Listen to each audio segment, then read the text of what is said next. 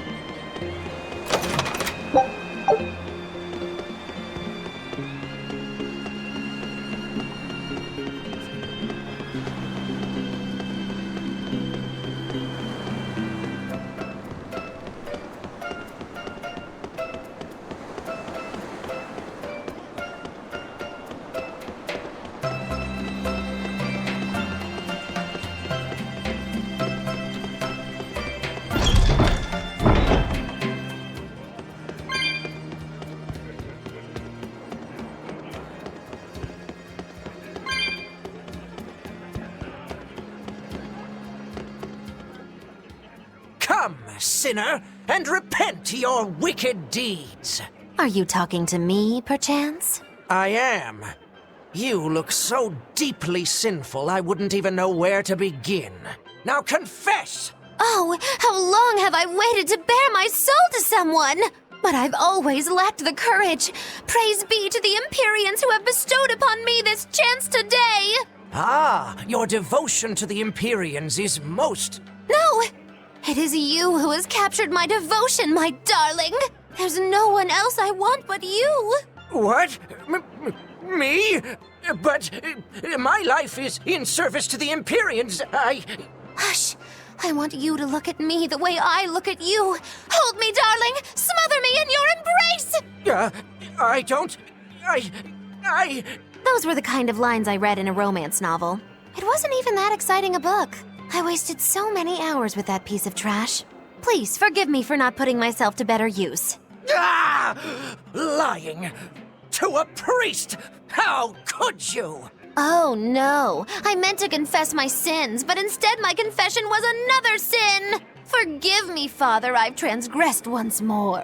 I don't want to forgive you! Come, sinner! Who? Me?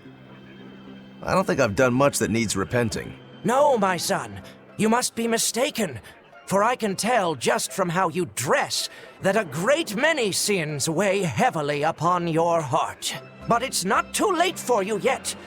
You must confess your sins and repent. Yeah, I hear you, but I really can't think of anything. Have you ever wielded violence? No. All I wield are my swords. Well, have you hurt anybody with your swords? Yeah, but I haven't been able to land a killing blow yet. I've still got a long way to go. But the next time, I'll kill him. No, you have it all wrong. You must repent for how you've used your swords. Oh, I get it. I need to improve my cutting technique, right? That's not what I meant either. Then what do you mean? It's a priest's job to guide the layman, right? You'll have to start speaking more clearly if you want anyone to trust your advice. Get your act together, man. Yes. I'll reflect upon the error of my ways. Wait, what?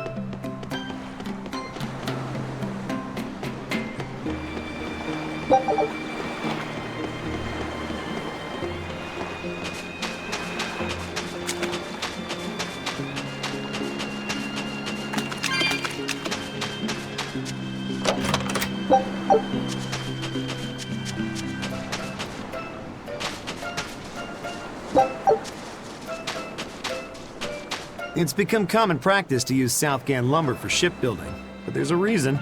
Our trees really are the best for it. Natant trees only grow in Southgand. Their wood is light, tough, and doesn't rot. Perfect for shipbuilding. You know your stuff. Long ago, before people knew how to build seafaring vessels, Midgan and Southgan were separate countries. Then our ancestors fashioned rafts out of Natant logs and floated all the way to Midgand. A Midgand craftsman, amazed to see a humble raft cross the open sea, returned with our ancestors here to Southgand. He had used the Natant logs to build a large, sturdy ship. Thanks to him, commerce took off between Midgand and Southgand, and the Age of Exploration began. The excitement of a new age had everyone floating on air, but within mere decades, Midgand declared war on Southgand. Ironically enough, it was ships made from trees from their islands that enemies used to invade them. The fighting continued for a long time, but in the end, Midgand emerged the victor. Our islands were occupied. As hard as things were, our ancestors still liked to joke about it. They'd say, Age of Exploration, more like Age of Exploitation. When things were that bad, they could still joke about it? Southganders have always been a cheerful bunch. We tend to look for the silver lining in every cloud. It may not seem like it these days, but Southgand used to be a place where the laughter would never cease. Some people even used to call it Shenanigand. Shenanigand. This must have been a really fun place.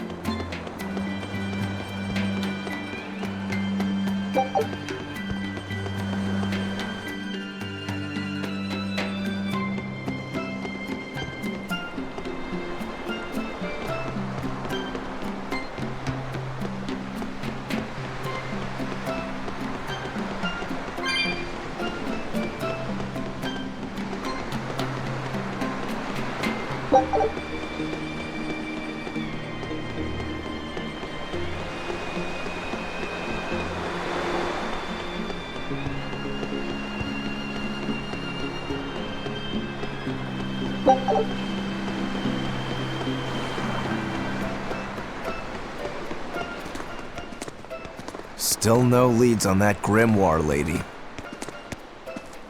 Magulu, when did you get that letter from her you mentioned? Hard to say. It must have been last year? A decade ago? Take this seriously, or I'll feed you to the sharks. Oh, what? I think I'd at least rate a kraken. Keep this up and I swear I'll eat... It's them! The final preparations are complete. Once you've assumed your new post, everyone will act on your command. Thank you, sister. But to be honest, I worry that these shoes I'm filling might just be a bit too big for me. You need not worry. You possess a special strength and quality that others lack.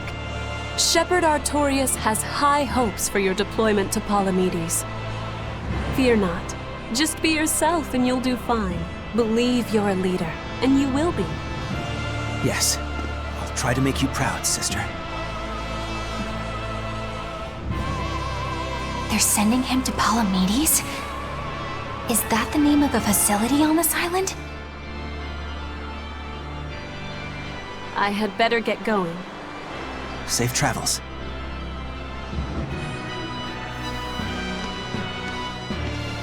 Oh, one more thing. Be careful around the demon in Haria. It's stronger than it looks. We've even had some casualties. Understood.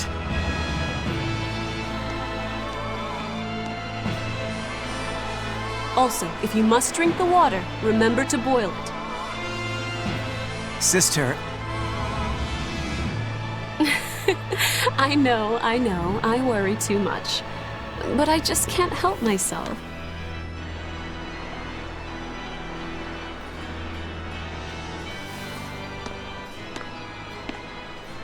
So, there's a demon in Haria. Sounds like it's a pretty feisty one, too. If so, it may prove useful. Still, what magical timing for Oscar to show up here at the very same hour we do. I understand your suspicion of me, but have you any proof? None, it's true. But as an exorcist, you're certainly sympathetic to the Abbey's cause. And soon you may wish we were sympathetic.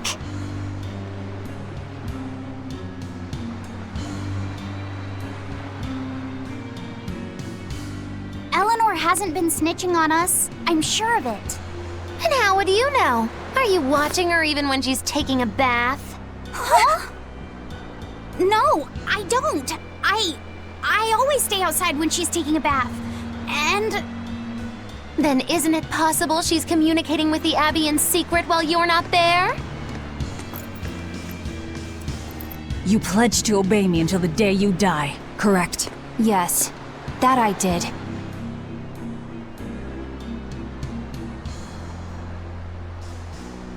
Remember, when you two trade blows, only the Abbey wins. One less demon, and one less traitor for them to worry about. While we're standing around here arguing, that demon could be attacking Grimoire.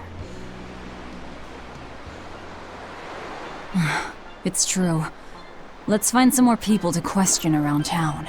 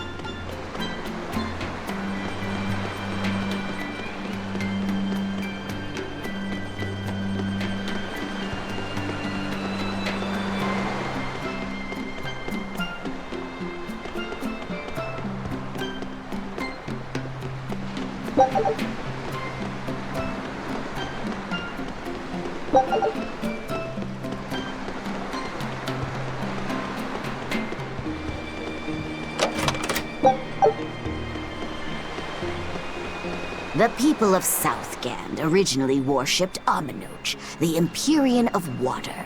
The lives of the people of the Southern Isles are inherently tied to the sea. Whether it was gratitude for a good catch or an appeal for protection, everyone offered their prayers to Aminoch. But the Abbey worships Innominat, don't they? Do the people still keep their faith? Most of the people obey the will of the Abbey. But one small village deep in Southgand is a special case. The village is called Haria, And even now they keep their faith in Aminoch. They've even quarreled with the Abbey. I'm grateful that they fight off the demons. I really am. But do they have to dictate which gods we worship too? They think they do. It's their truth. Then again, they can't control what's in your heart, can they?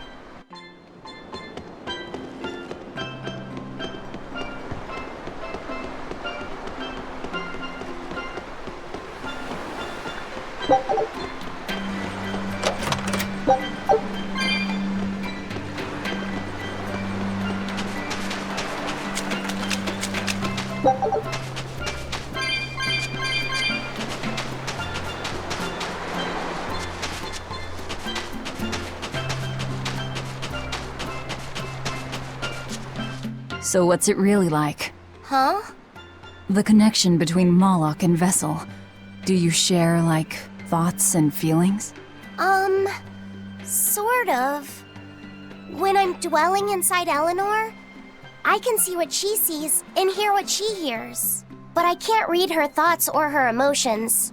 Sitting in a box doesn't teach you how the box feels. I see. In that case, I want to give her as little time alone as possible. I don't want to bathe with her, alright? I know. You're a boy and all. For her baths, we can send Bienfu. No, that's a bad idea. It'll have to be Magulu. Or myself. Phew! What sort of boundaries have you and Eleanor drawn? How do you sleep? We talk before bed sometimes. But it's not like I'm sleeping by her side or anything. It's easier for me to tell when she wakes up if I'm dwelling inside her. Does she ever get out of bed at night? Not in my experience. And she sleeps so peacefully. Huh? When she's around you guys, she always looks so stern. But when she's sleeping, her expression is softer, you could say. She lets her hair down too. And I think it's kinda prettier that way. Huh. So that's what he likes. Well, keep an eye on her, but... But? Watch out for the older girls. Huh? Teresa and Oscar sure seem close. I've known them since I was an initiate, but I've never seen them quarrel, not even once. Did you ever fight with your brother, Velvet? Yeah, I guess I did. Sometimes I'd chew him out, and he'd sulk and stop talking to me, but I found that adorable too. You did? No matter how much he dug in his heels, or tried to talk like he was in charge, after a while he'd be right there trailing along behind me. Like a little puppy dog. Puppies are a lot more obedient. I always had to keep an eye on him. Little brothers are odd creatures. Rokuro's a little brother. Is he adorable too? Huh? I don't think a little brother who's out to kill you is in any way adorable. But Shigure seemed like he was having fun. Sometimes you just don't make sense. Huh? I don't know. Little brothers. Do you have any siblings? I'm an only child. Well then, that's perfect. You pretend the boy is your little brother. Huh? That's a bit extreme, but actually, when I'm talking with Laphicet, sometimes I think, this is what having a brother must feel like. I could be Eleanor's brother. Don't take any of this nonsense seriously, Laphicet. Malachim are just tools to exorcists. She can never think of you as her brother. Oh, yeah. You're wrong. I've changed how I view Malachim. I know that's true because I can think of him as a brother. Right. She's all talk. Don't believe her. It seems to me like you're the one who's treating him as a tool, by forcing your own opinions upon him. Ooh, two sisters struggling for the affections of their brother. Eeny teeny candlestick, which one will the Muppet pick? How about an older brother instead?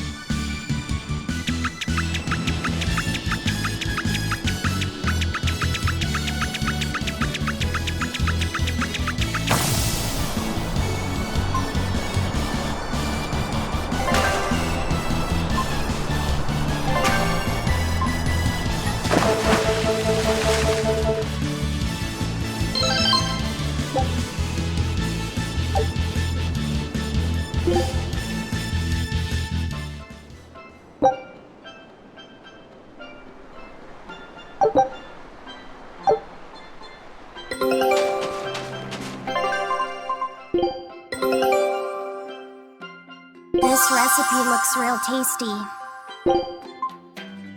Scout.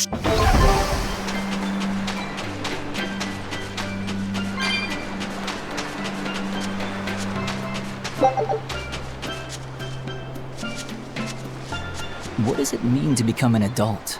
The eternal question of youth. Have you ever heard of the ceremony of adulthood? It's a yearly tradition on this island. If I remember right, it's totally wild. Everyone throws bananas and porridges at each other. Traditionally, yes, but things have changed over the years. Bananas and porridges are a thing of the past. People are always reaching for bigger and better things, right? In this case, it's watermelons. Whole watermelons. You're throwing watermelons? That's gotta hurt.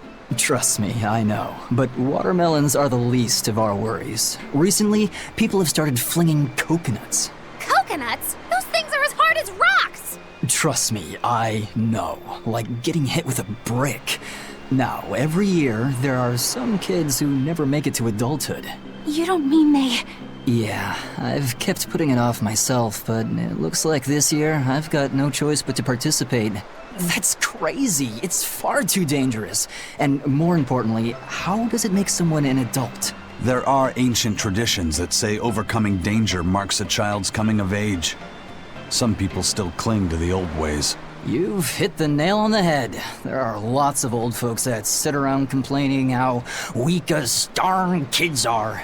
The hypocrites. Back then, they used bananas and watermelons. They even cracked the watermelons ahead of time. I don't think cracking a coconut would help much either. So that's why you're standing about looking blue. I'm so ashamed of myself for being scared. If you don't want to do the ceremony, why not just skip it?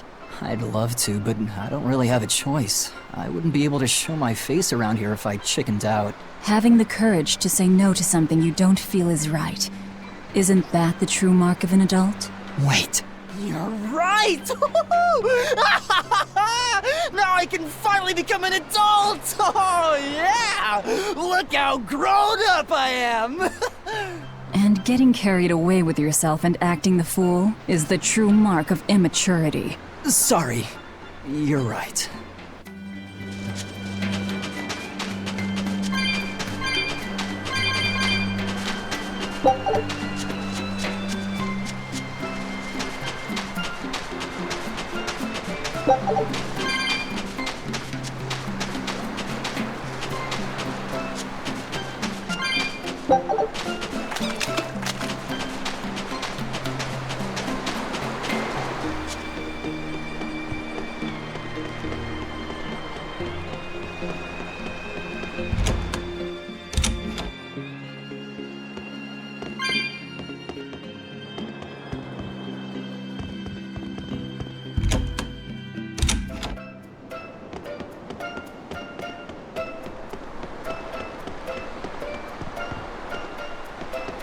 Hey, this doll? It looks like Bienfu.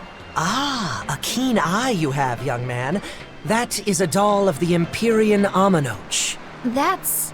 Empyrean Aminoch? Yep, no doubt about it. I've seen her with my own eyes. Real dignified, but not without a bit of a temper. You saw her? Why was she angry? Well, the Abbeys banned any profession of the Aminochian faith in Southgand, despite her popularity. Gotta assume that's what got her all bent out of shape. I tried talking to her, but no matter what I said, she was just like, oh. Wait, that sounds like... And that low-energy goddess you saw? The doll you've got here looks like her? Yeah, more or less. Ha! Fortune smiles upon thee, weary adventurers. That listless goddess is none other than Grim. Grimoire isn't human? When did I ever say she was? So, shopkeep, where'd you see her? I think it was down by McClear Beach. Pensively watching the tide come in? That's her, all right. Quickly, to the beach! Why didn't you mention Grimoire as a Moloch before now? You can't be too careful with that information. Spies listening everywhere!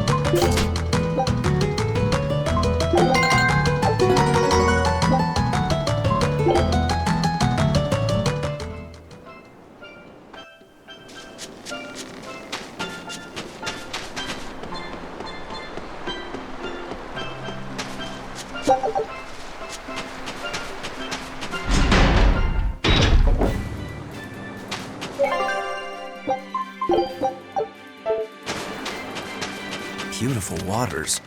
So this is Muckler Beach. I hope she's actually here.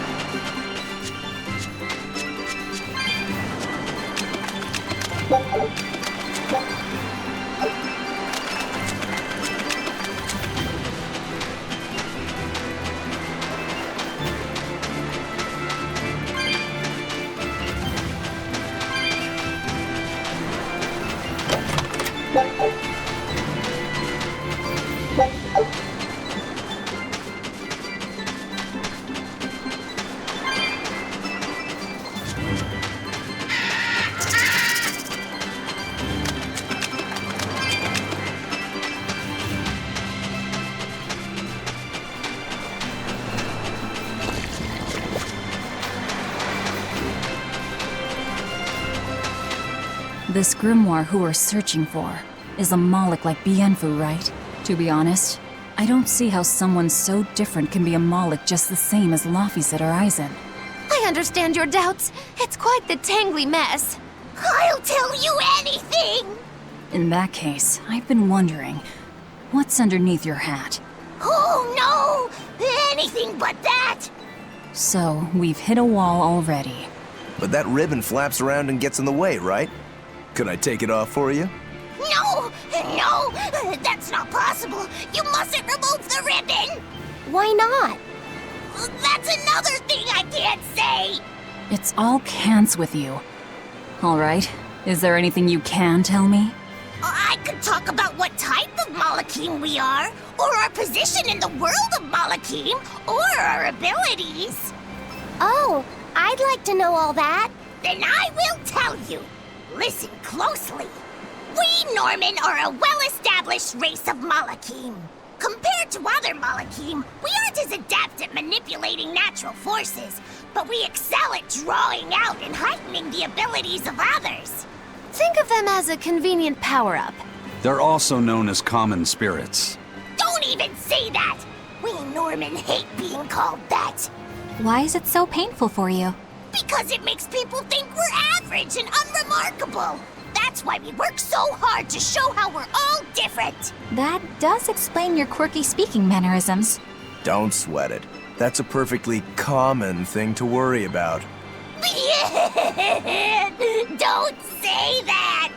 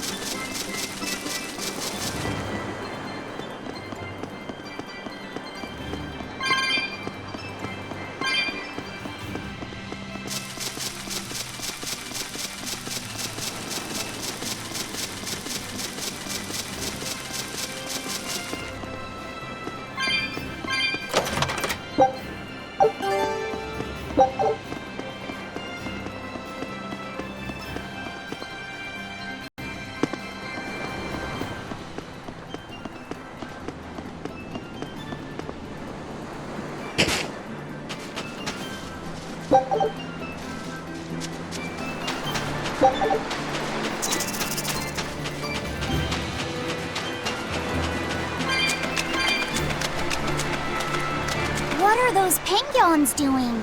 Probably keeping their eggs warm? Most likely. They look like a mama and a papa. Penguins are monogamous, faithful creatures. They never leave their mate. Isn't that romantic? So they lay eggs because they're like husband and wife. But how do they make the eggs? That's... well...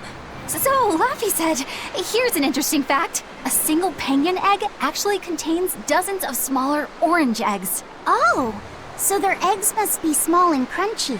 Yep. They have the texture of caviar and the rich flavor of sea urchins. Interesting. So they're more like fish than birds. So you've eaten them. How cruel. Look how much they care about their young. While it may be a bit cruel, they taste amazing. They're considered a delicacy in some circles. Top a bowl of rice with these crunchy eggs and some rich Penguin thigh meat, and you get a dish called family fricassee. That's a horrific name. I wasn't the one who named it, okay? Those eggs look tasty, but I think I'll pass.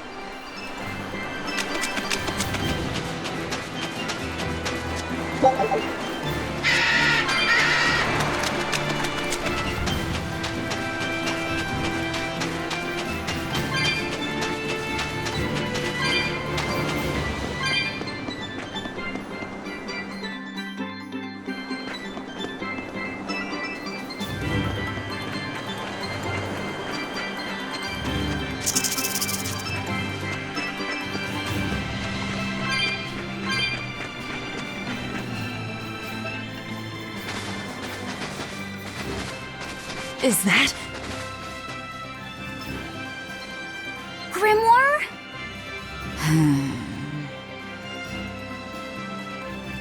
She's moving away!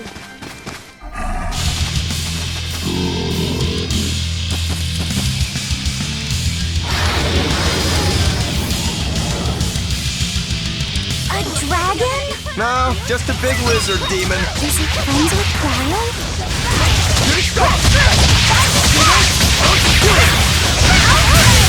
Elements of creation together!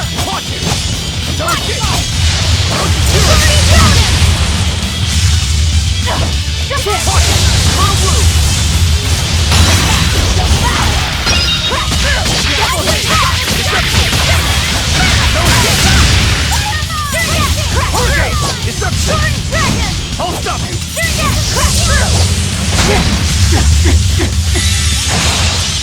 Now, rise! Arise! Ascending! Angels! Double haze! Form it! No mercy! Wounds that will heal! Carbon flesh! Lick the head! Shooting star! Elements of creation together!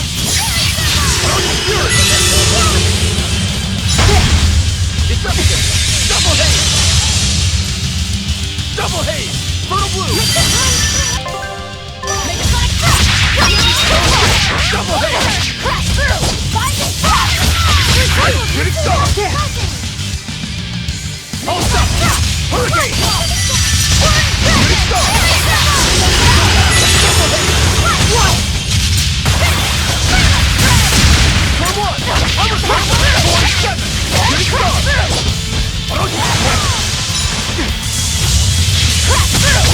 Hold up! Here's Ace! You wronged me! Here's your justice! Fight in order! Hold up! It's up!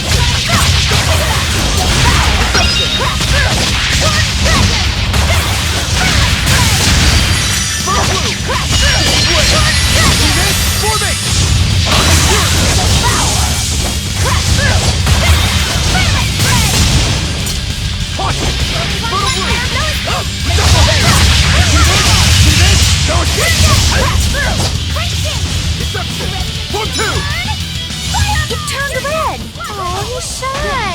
More like it's angry! Let's not enrage it any further! It's building up strength. Be careful.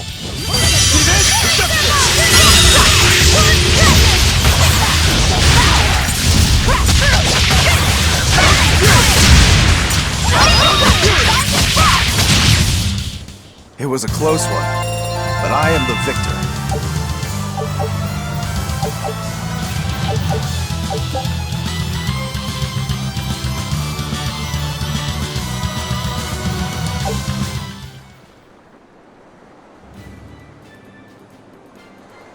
So she's the same sort of Moloch as Bienfu?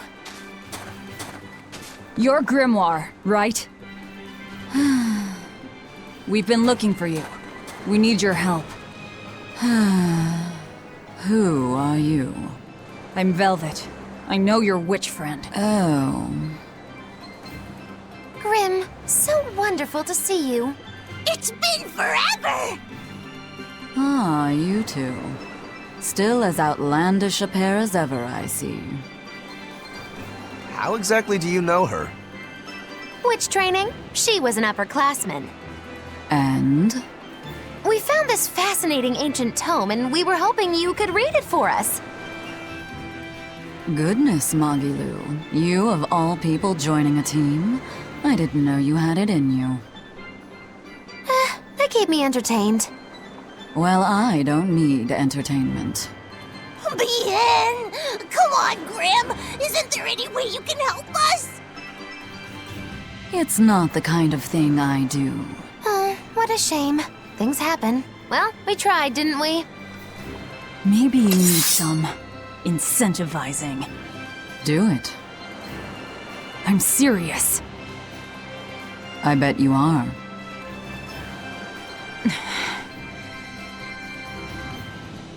Your eyes tell me you're dangerous. Trouble follows you like a hawk tails a rabbit. And at my age, trouble is something I'd rather avoid. How old are you? Ask me again and you'll get a firework in the tush. My apologies. It appears we've wasted our time. A walk on the beach is never wasted, but sorry.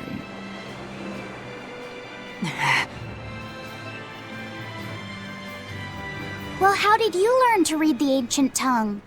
Are there books for studying it or something? My. Are you actually thinking of learning it on your own?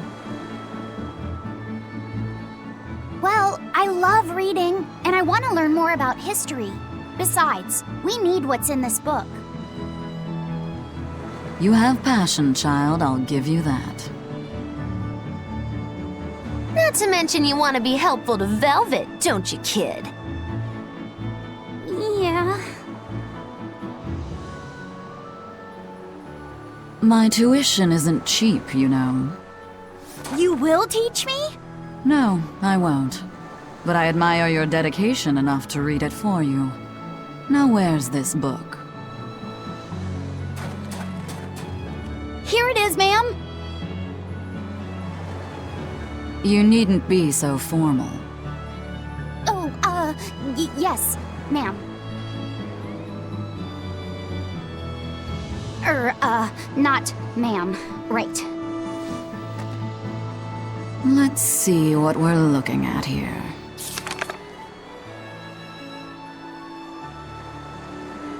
The language of ancient Averost. Had to be the hard one, of course. A lot of wear and tear, too. This'll take some time.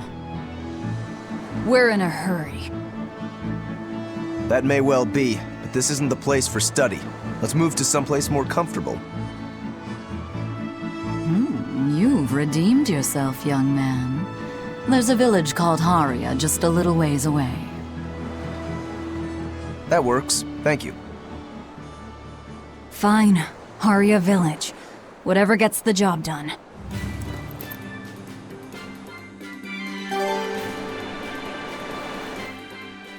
I apologize if I'm being rude, but I have to ask.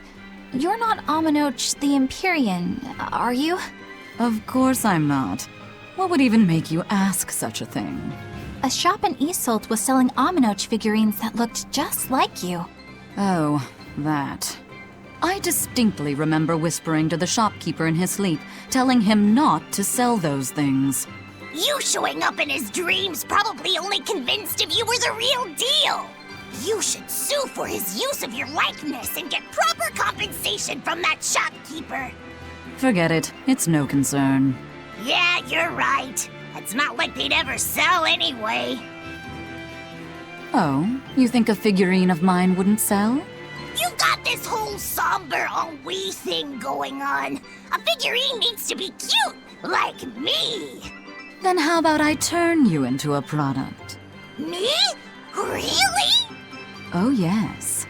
I'll have you stuffed and mounted. But since it'd be a unique piece, I'd have to price it a bit higher. Mounted? No, count me out! Oh, you're no fun. Now, what was it we were talking about? Whether or not you are the Empyrean Aminoch. Ah, yes, that's right. I'm no Empyrean. I'm just a simple girl. It would be hard for anyone to worship an Empyrean like me, right? That's true. I mean, it just seems like you're the type who can see through anything, so perhaps an Empyrean seems less intimidating from a certain point of view. You're saying I'm scarier than an Empyrean?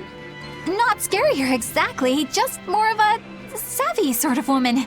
That's not a bad answer, but it won't get you out of the doghouse. Haria.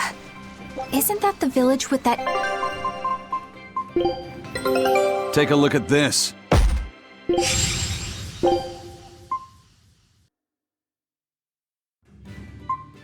Scout ships. demon that Oscar and Teresa were talking about? I think it might be. We should remain on our guard.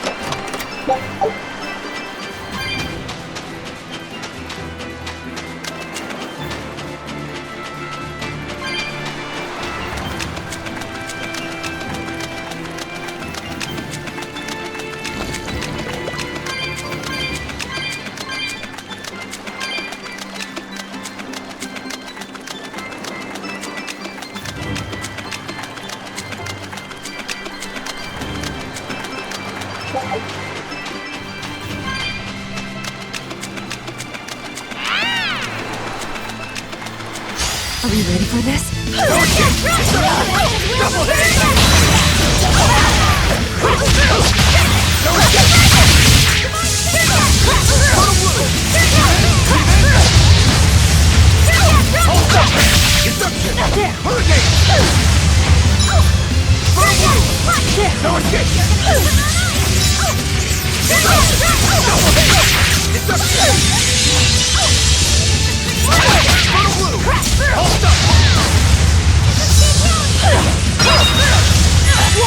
Looks like you're gonna be put on ice.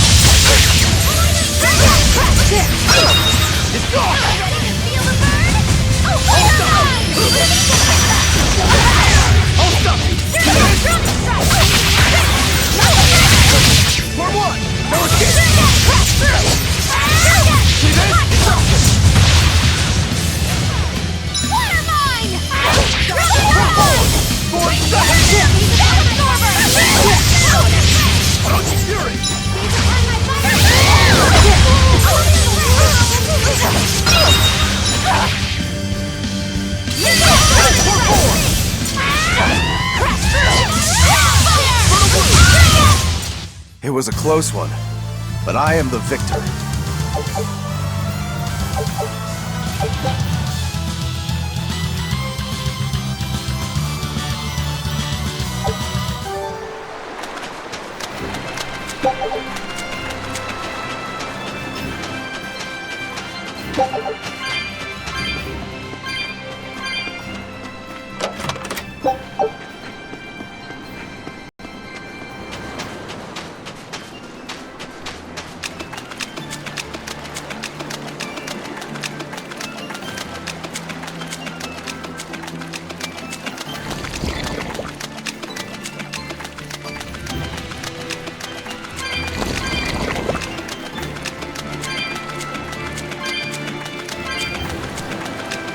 That's Haria Village.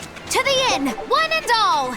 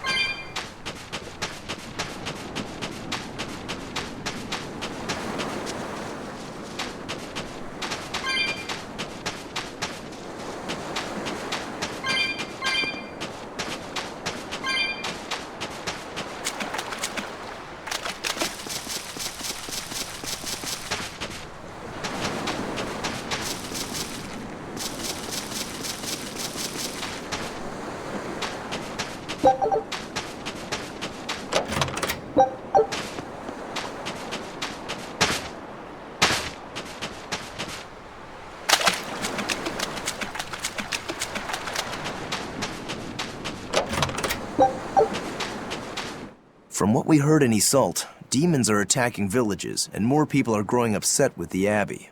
So I hadn't expected things in Haria Village to be so laid back. They might be on their best behavior because you're accompanied by an exorcist. Huh. I didn't know you could see the world in more than just black and white. The Abbey wouldn't entrust my responsibilities to someone who couldn't see beyond the surface. I have seen many things in my work. I've beheld both the light and the darkness in the world of men. Despite that, no, because of that, I won't turn away from the wrongs that I encounter. Moreover, I have faith. I believe there is good in all our souls. The darkness, huh? Yes, like you. You're awfully direct.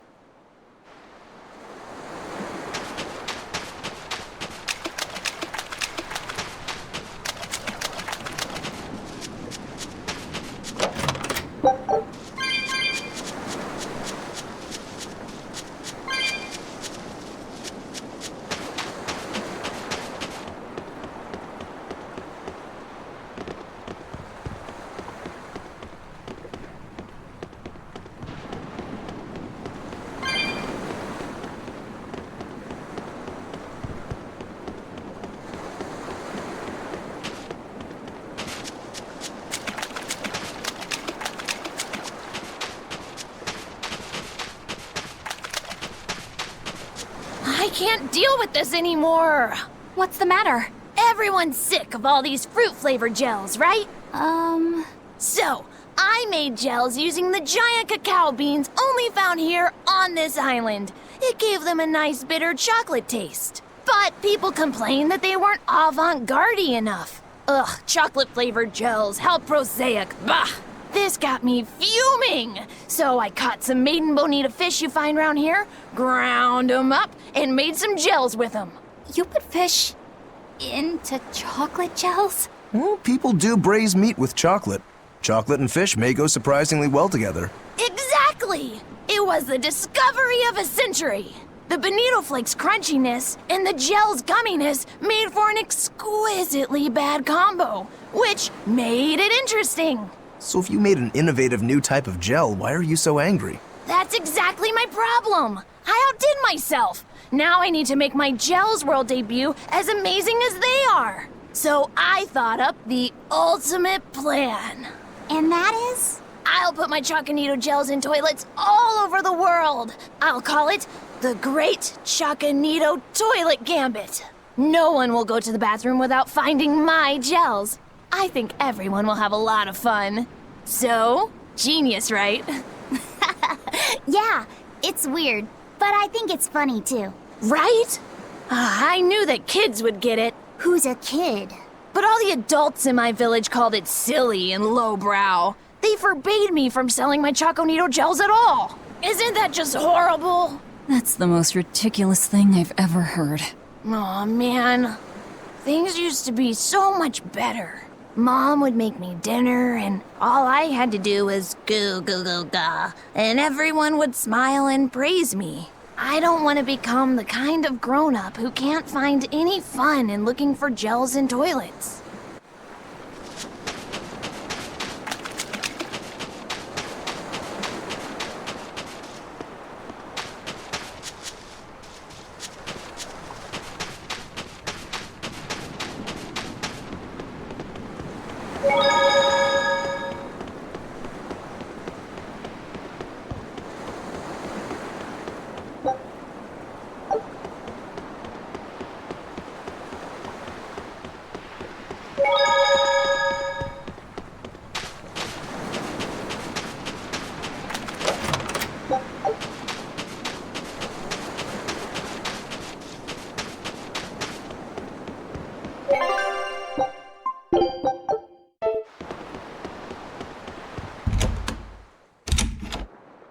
We could use a Yep. Alright, time to start deciphering this scroll. Let's wait somewhere outside so Grim can concentrate. Do you think maybe I could stay and watch? I really do want to study the ancient tongue. I promise I'll be quiet and not get in your way, teacher. What did you just say, child? That I'd be quiet and... No, what did you call me? Teacher? You said you didn't want to be called ma'am, so I thought maybe that'd work. Yes, satisfactory. Alright, I'll teach you how to read Ancient Avarost. Thank you so much, teacher! We'll leave you two alone then. Let us know if anything comes up.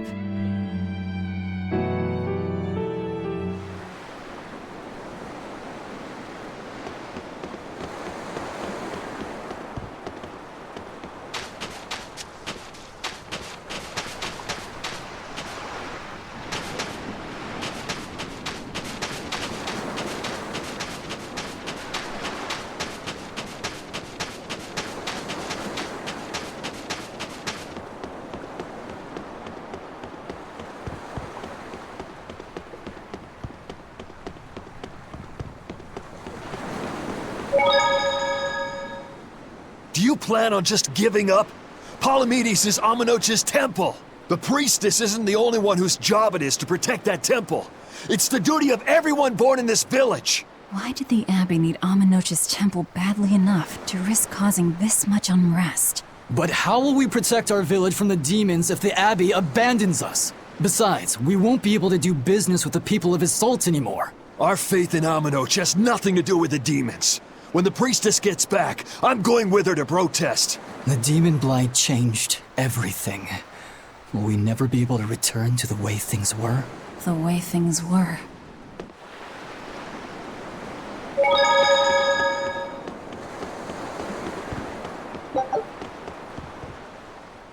Listen, I don't know what they told you in Isolt, but our village has its own traditions. This village is under the divine protection of the Empyrean Amenoch. For unbroken centuries, a line of his priestesses have guided us. They're tasked with performing the sacred rites of worship. And sometimes, they even deliver us his words and will. And there's still a priestess today? Of course. And her daughter is training to become our next priestess. Although, I sometimes feel they push themselves too hard. Both mother and daughter are giving their all for Haria. But the Abbey doesn't care about any of that. And they stole our temple from us. By force? An exorcist named Teresa came and heard us out. But from the very beginning, she always intended on taking our temple. Her words may have been kind, but that doesn't change the fact that she demanded that we worship her god, Enominat. In all the years we've worshipped Amenoch, not once did we ever try to force others to adopt our beliefs. Why haven't I seen this priestess she's talking about?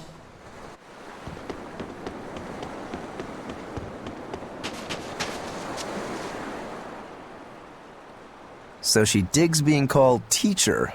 Well played, Laphicet. She wasn't so fond of ma'am, so I guess he figured he needed an alternative. You can tell how badly he wanted to help her with the languagey work. I think our Malak boy's finally finding himself. So it would seem.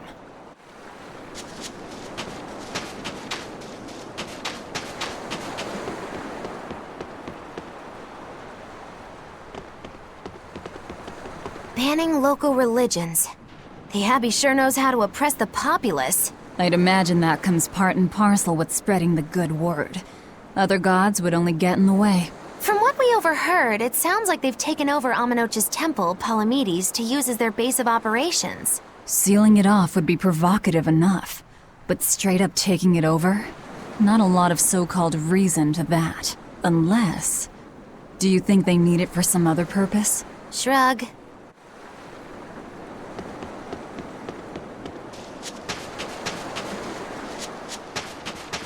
What connection do you think there is between the violent demon Teresa mentioned and this village? Couldn't tell you. Could there have been a demon blight breakout here? This village doesn't look like it's been attacked, but... Whatever it is. If it keeps the Abbey's eyes off us for once, that's good enough for me. You really will use anything and everything towards your own aims, won't you? Yep, and that includes you. As I'm sure you've noticed.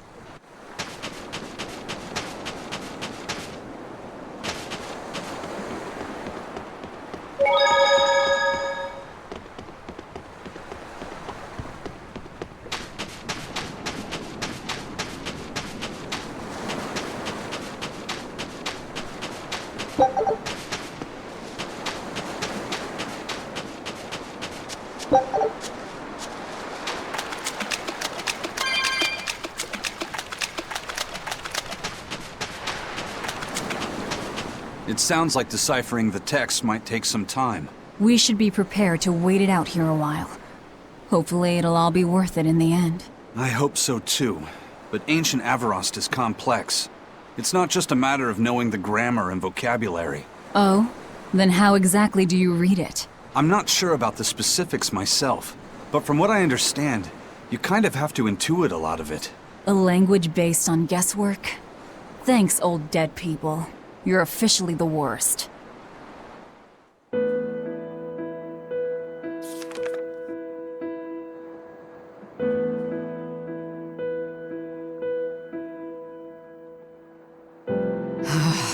Oh, ancient Avarost.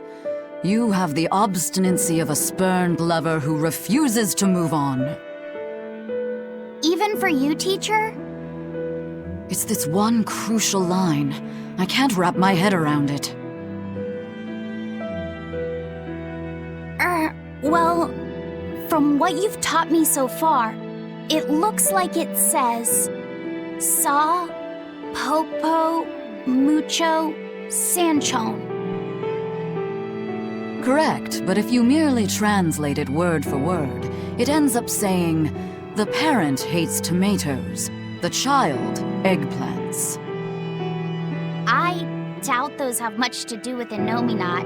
Yeah. Their grammar is nothing like ours. Sometimes you have to reorder the words, and even then the meaning can require leaps of logic and flashes of intuition. Reordering? So like... San-san, Pocho Pocho, Pocho Musan, Pocho Musan. Can you read it that way? Pocho Musan. Now where did you get that from? These words are lined up, like they repeat. And when I read this part that same way, it just felt right. Pocho Musan. If that's repeated here, then the passage turns into... the Nameless Empyrean. Empyrean! Ho ho, that has to refer to Innominat. I think we're on to something. Alright, so if we apply this rule here, then... It would seem to be a book of children's counting songs. It's not about Innominat? What matters is what the song says, child. and I think you will be very interested in the words. I wonder if they've made any progress yet. Shall we go check on them?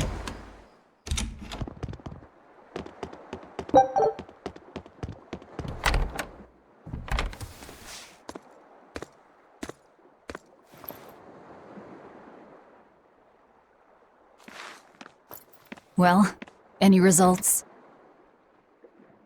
Yes. Well, thanks to the boy here. As it turns out, he has quite the knack for languages. Only because I've got the best teacher. Careful, honey tongue. You'll give this old girl ideas. Huh? Now, child, I'm sure they're curious about the song we unearthed. Why don't you read it aloud? Yes, teacher. Song? 8-headed is the lord of the land, with 7 mouths to devour malevolence. Through pulses of earth doth base nature's flow, as he awaits the time of awakening. 4 Empyreans may tear him asunder, but so long as there is one receptive to divine power, Therians shall be forever reborn, in sight of the full crimson moon. The nameless Empyrean hath one heart. The nameless Empyrean hath one body. Therians? Essentially, this ancient text you found is an annotated volume of drawings and songs pertaining to Enominat. Annotated? Then hurry up and just tell us what it means. I'm sorry. So far, we've only figured out how to read the song lyrics. All right. I take it we're still in for a good long wait before it's thoroughly decrypted. Likely so, but if we want to find out what the Abbey is up to, we need to know what's in this book, no matter how long it takes. What the Abbey's up to, is it? I think we can learn much, even from the lyrics alone. The drawings depict him with 8 heads. One of them belongs to his main body, but the other 7 are his mouths. Those mouths consume malevolence, sending it along earth pulses back to that main body so he can awaken. The 7 monsters fitting that description are called Therians. Right. Now as for this malevolence, I have no idea what that means. What about the second part? I haven't studied much ancient history, but it said this world was created by 4 Empyreans: earth, water, wind, and fire. But they also call Enominat an Empyrean. Perhaps a war broke out between Enominat and the other Empyreans that resulted in him being sealed away. But if there is someone to connect with this divine power, the Therians will keep spawning. And just like that, Enominat will be revived. If we assume that Shepherd Artorius fits that bill, and that he's trying to reawaken Enominat, everything lines up. Which means our job is to find these Therians and cut off Enominat's heads, so to speak. But where do we even start looking for them? Remember, the song states that the Therians in Enominat's body are connected through earth pulses. If their job is to feed Enominat, the most effective place to position them would be at the earth pulse points. Points? The places where the power of earth pulses is concentrated. Places with that sigil. Hey, remember the barrier that was keeping this bug in the forest? Wait, are you trying to say that thing's a Therian? And yet, it would explain why the Abbey was keeping it locked up. And there was that same barrier at the villa, too. That's right. Do you suppose that was also a Therian? Does that mean the Therians all come in different forms? Should we go to Logres and check? We've just started deciphering the book. I'd hate to lose time on some fool's errand. I'd rather know at least a little more about what's in it before we make a move.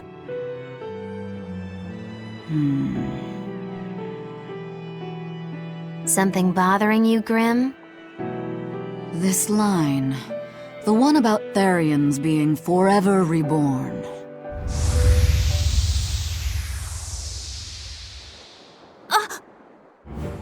I just felt the same thing as I did in Warg Forest.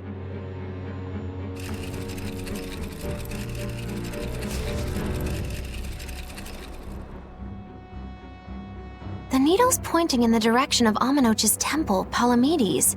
Do I recall hearing that the Abbey took that over? Temples and ritual sites are often built on places thought to be rich in spiritual energy. Could the temple possibly be an Earth Pulse point? There's lots of Earth Pulse points scattered all over the world. If there's only 7 Therians, most of them will be empty. It's not like we have any better leads. If there's even a chance, shouldn't we go check it out? Better than sitting around waiting on the book. If nothing else, we'll find out what Laphicet is sensing. Just a theory, but if you were to kill a Therian... What?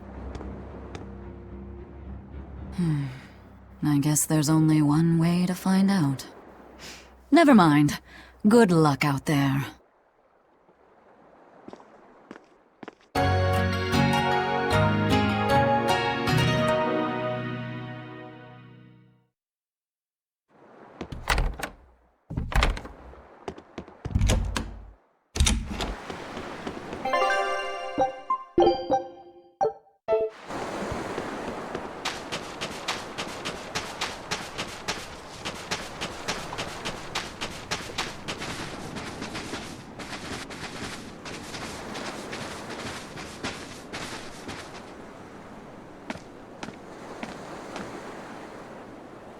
Who are you?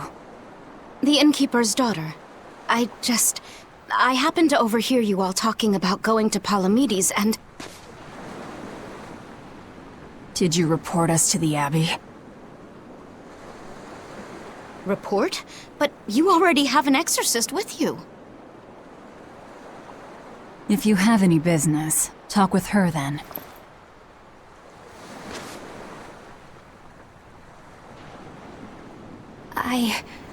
I'm Eleanor Hume, an exorcist with the Abbey. How might I be of service? I want you to look for someone. A mother and her child went to visit the Abbey grounds, but they haven't returned. They've both gone missing? Yes. The mother's name is Mahina. She's a priestess of Amenoch. And her little daughter's name is Kamoana. Hold on. If she's a priestess of Amenoch... Right. Ever since the Abbey booted her out from the temple, she's been regularly going back to make her objections heard. But one day, she never returned home. And now her daughter has disappeared too. I can only assume that she went to go look for her mother. And you believe they're being held at the temple? Oh no, ma'am. I just can't imagine Mahina would abandon her daughter like that. Kamoana is next in line to succeed her, so she's had a strict upbringing, but her mother truly loves her. Please forgive Mahina for her protests. I was just hoping you could use the Abbey's resources to track them down. I will do everything in my power to find them. Thank you. Thank you so much. Like Kamoana, I grew up with only my mother as family. I can't help but worry for them. Of course. Let's be off, Miss Exorcist.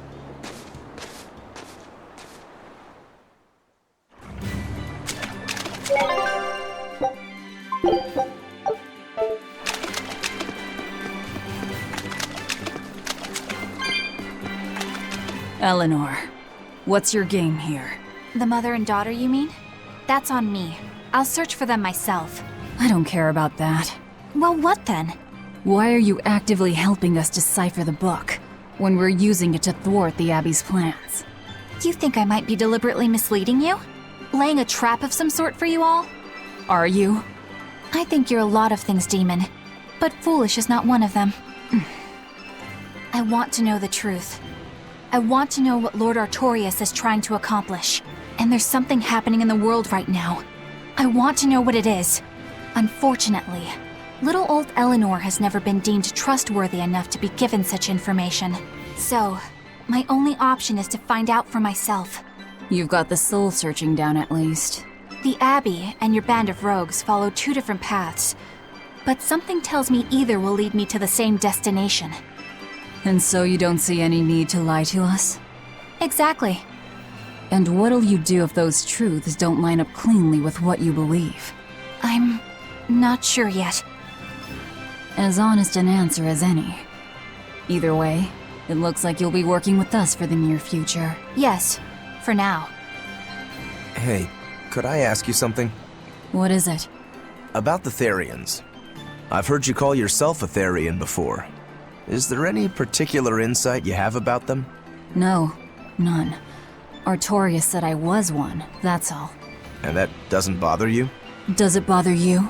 Nope, not at all. If you're not worried, then neither am I. I'm surrounded by freaks. But was that truly the reason Ceres chose me?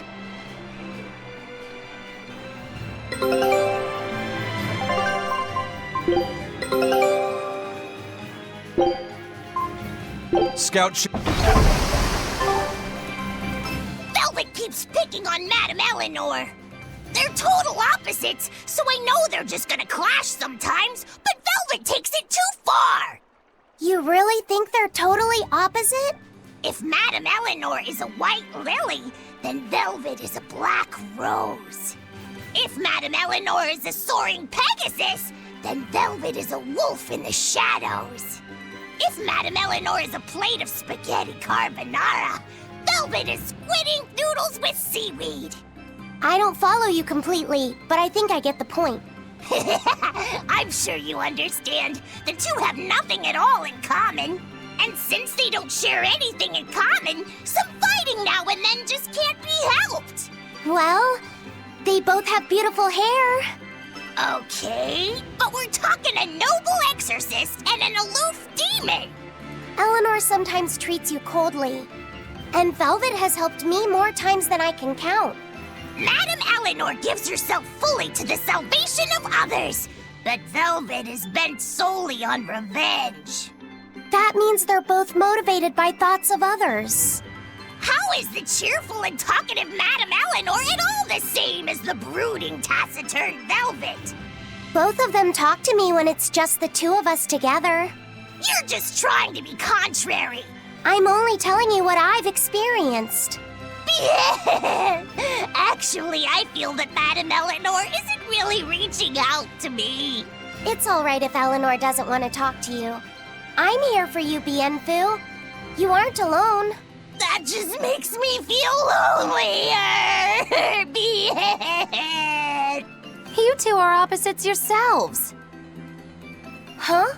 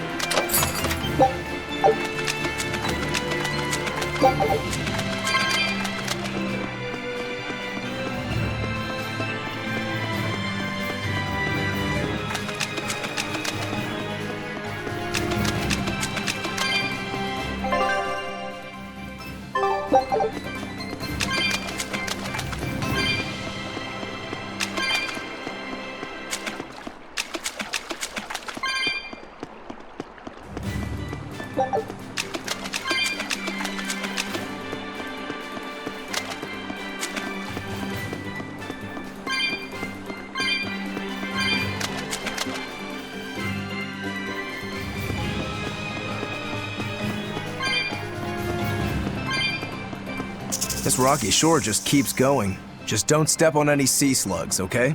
Why not? What's the big deal? It's just that it isn't pretty. Their insides squish everywhere. Yikes. That sounds pretty traumatizing. Then again, if you pickle their innards, it makes for a great snack. You eat them? Oh, don't be a baby. You've had worse. Forget the sea slugs. Try not to step on the coral. Good point. Coral is alive and needs our protection. Or maybe it's because some of it can be sold for jewelry. I didn't mean either of those reasons. Although Manon appears similar to Maclear Beach, it was formed by a completely different process. Now that you mention it, this area is covered by rocks. Maclear is just your average seashore. But Manon here was made by the slow corrosion of seaside caves. They were worn away by the waves? That too. But mainly, it was the handiwork of a rock-eating species of coral, known as ravening table coral. Stay in contact long enough, and they'll melt your flesh right off. Ah, so that's why it tingles every time I touch the coral. Why didn't you warn us earlier?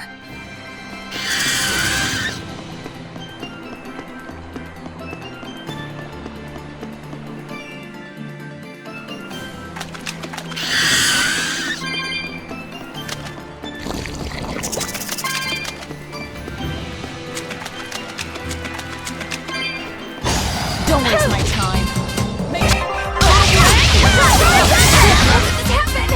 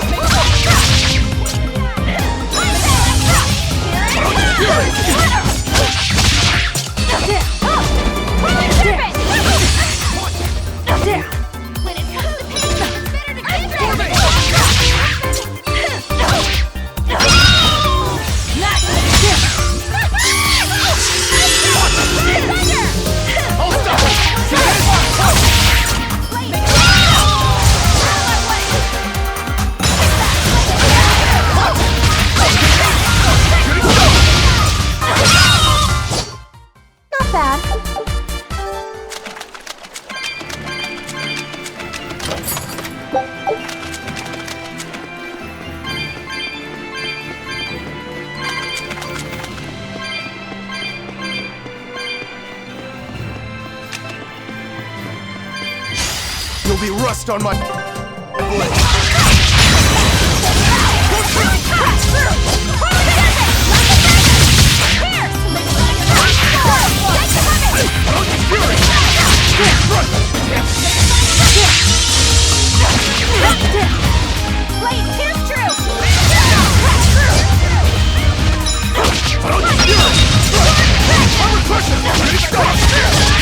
Killing flash! But I'm this close, I won't miss! Form zero! Thunder! You're gonna be put on ice! Gateway! Clipping land!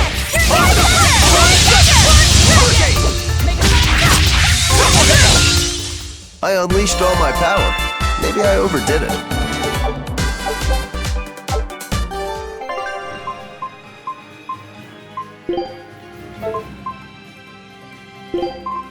Fighting is...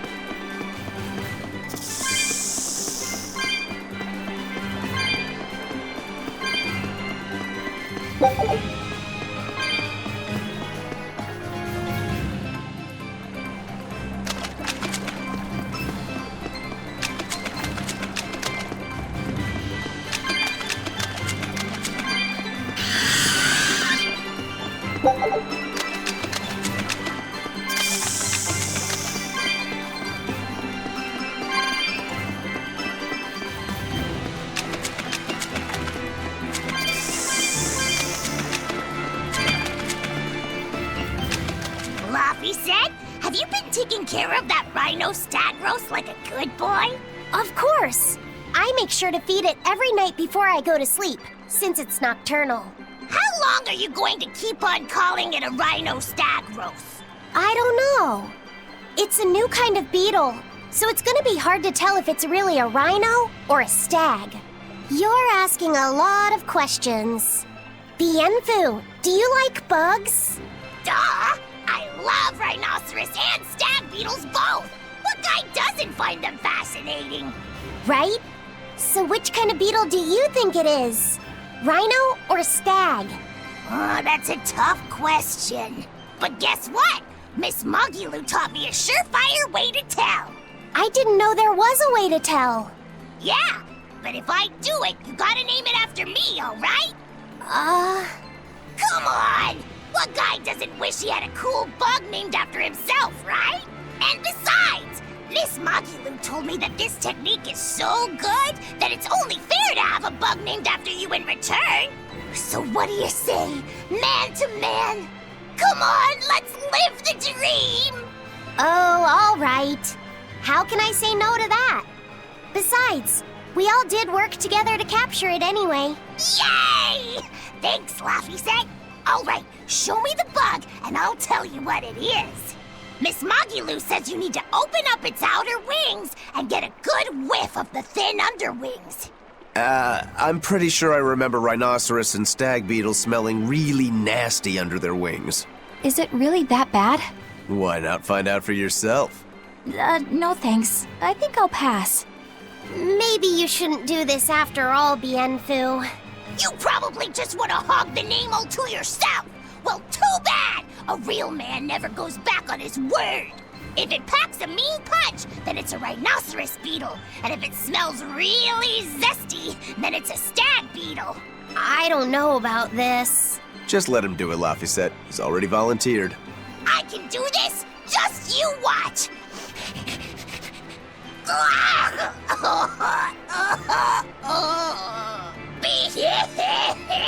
This smell is the most bad thing that ever batted it!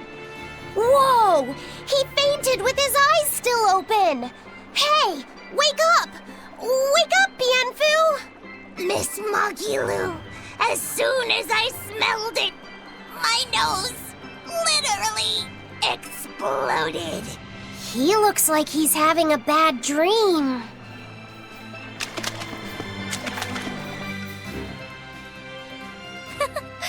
I spy with with my little eyes a kiddo who's spying at my bewitching waist.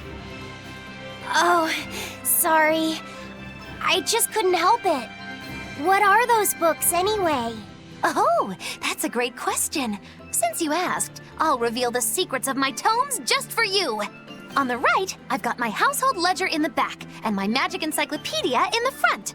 That one I mostly use for oil blotting paper. What's oil blotting paper? It's a girl thing. The two on the left are my heavy book, which I use for flower pressings, and then my super pop-up book. A super pop-up book? When you open it, it pops out with the force of a raging river! When an enemy has me cornered, I can just open it up facing a nearby wall and pop! Instant getaway! The only downside is that it's a real pain to try to get closed again, so I haven't used it in years. What about the book right in front? That's actually layer cake. Whoa, really? Seared into its batter are precious bits of knowledge. Eating it is just as good for your brain as it is for your stomach. Wow! I had no idea that was possible. He's taking this so seriously, I almost feel bad. All of your books are so interesting, Magilu. That's really cool. There's no end to your curiosity, is there? What do you say? Want to take a closer look? Boy, would I. If you really do, then say, Magilu, I want to get to know you better. Magilu, I want to get to know you better. All right, I accept. I'll reveal to you my most private secrets. Wow, so that's what's on the other side of these books. I wouldn't have ever guessed that. What the? What are you doing with Laphicet? He said he wanted to see, so I'm showing him. You have no right to stand in the way of his desires. It's my job to protect him as his vessel, especially from someone so wicked as yourself. Also, what you're doing runs contrary to public decency. Witches aren't supposed to be decent. These bindings with the locks on them. This style used to be really popular during the Meliodas dynasty. Now that I know you're such a bad influence for him, I'll be keeping a closer eye on you. If you can't learn to take it easy, nobody's ever gonna want to marry you, you know. Like you're a shining example of marriage material yourself. Hey, Magilu, could you turn them over one more time? I want to see how the book's attached to your belt. Yeah, sure.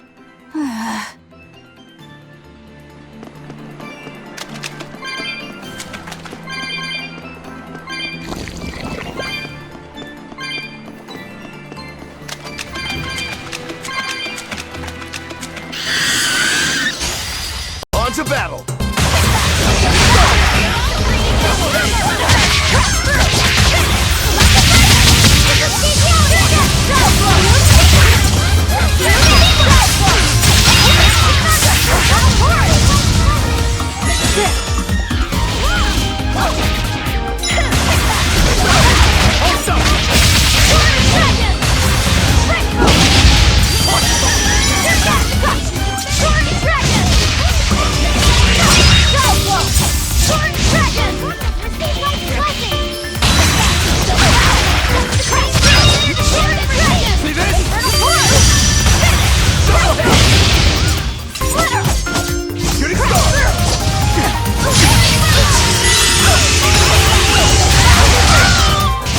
Did you see that? I beat it!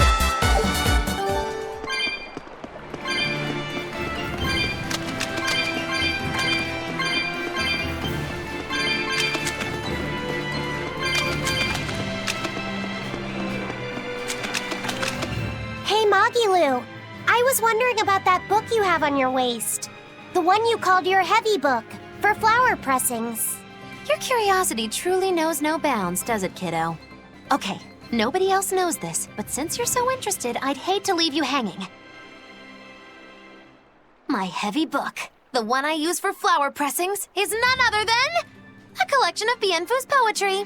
Bienfu likes to write poems? Yep. You'd never guess it, but he's actually just about the best Moloch poet around. Some people even call him the Great Norman Poet. Here, I'll read you my favorite one. If there is something unimportant happening to the east, I'm made to go there and back.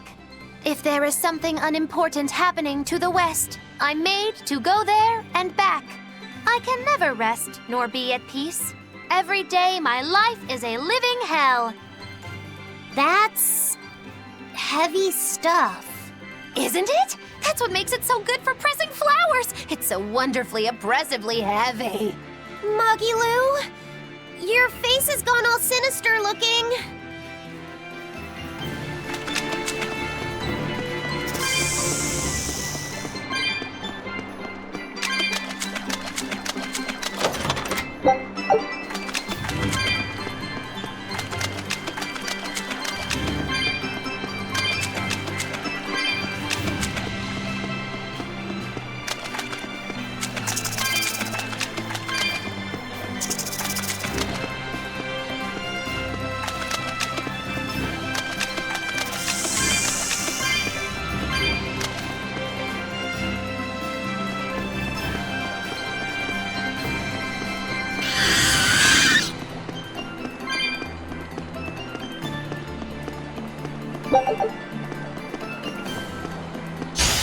Don't get overconfident.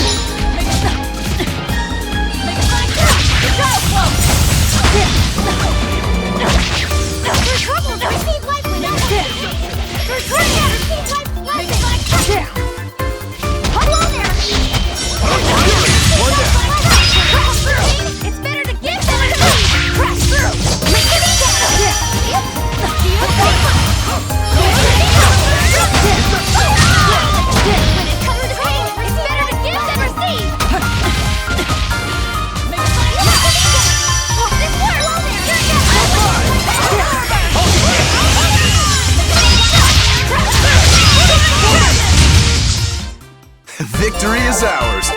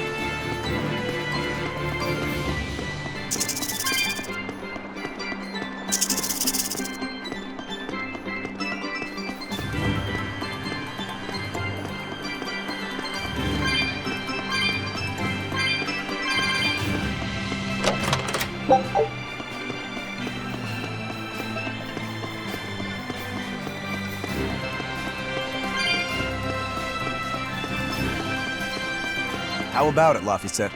Picking up on anything? Yeah, in the direction of the temple. The feeling's getting stronger now.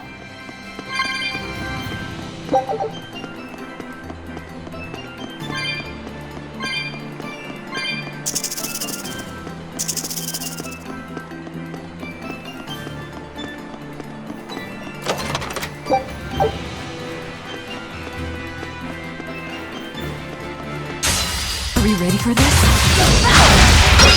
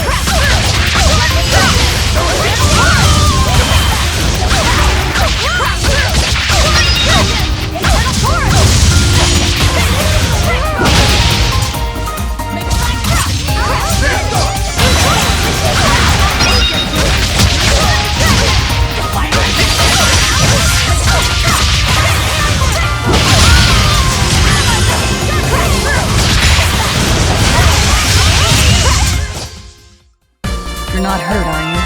No, I'm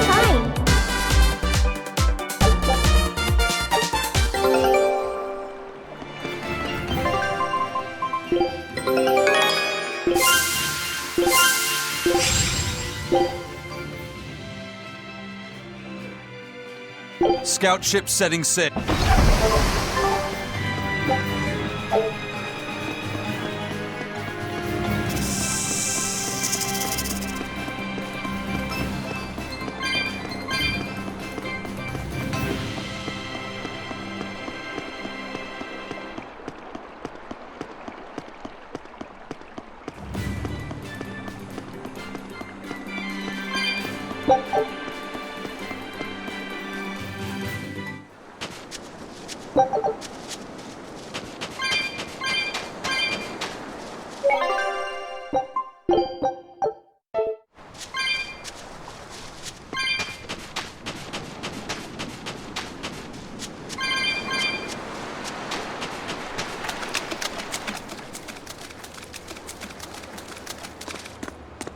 What's this? A demon! The demon we heard about? Sounds like it's having fun. Then we'll use this distraction.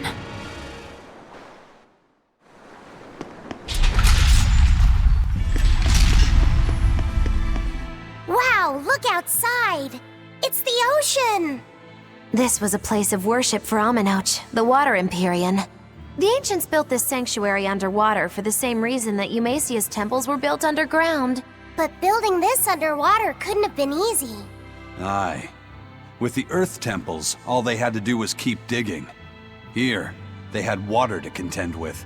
How did they do it? You can't split the sea like you can a log. They started by stacking giant stone blocks in the shallows, creating an enclosed space. Then they drained the water and expanded the enclosure. Once they had done that enough times and secured enough dry space, they were able to dig into the sea floor. It's mind-boggling, isn't it?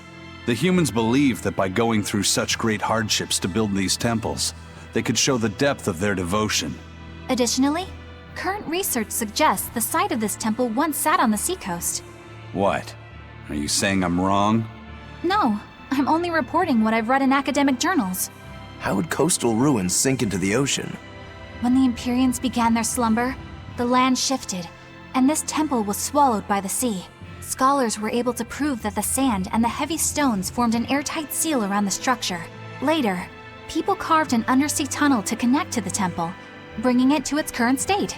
Now that you mention it, I think I read that book too. Revised Theories on Ancient Architecture, right? That's the one. Have you read it, Eisen? No, I only read the first edition. The problem with the stone enclosure theory is that each time you expand the enclosure, the innermost stones have to be carried out. Once that was pointed out as being too inefficient, alternate theories were developed. The revised edition has a number of competing theories. I highly recommend reading it. I will then. So, wait, was that a complete rebuttal of Eisen's explanation? That was not my intention. It's okay. Archaeology is a continuous process of asking new questions and making new discoveries. Prevailing theories change all the time. What's it matter anyway? Let's just get going. There's no Empyrean here, right, Eisen? If you're worried about it, why not flip that coin of his? Heads, no Empyrean. Tails, Empyrean Central. But it always comes up tails. Like I said before, these temples are nothing more than places of worship built by human hands. The current religion started when humans, fearful of natural forces, began to worship four gods they called the Empyreans. If you're concerned about whether or not one is sleeping in these ruins, just remember that their very existence is only legend. Be that as it may, Enominat certainly exists. Aye. But I've never heard a single story of anyone actually seeing an Empyrean. Enominat must be a special case then. Must be. I suppose so. If there were four more like him, and they were all trying to stop us, we'd be sunk. I can't disagree.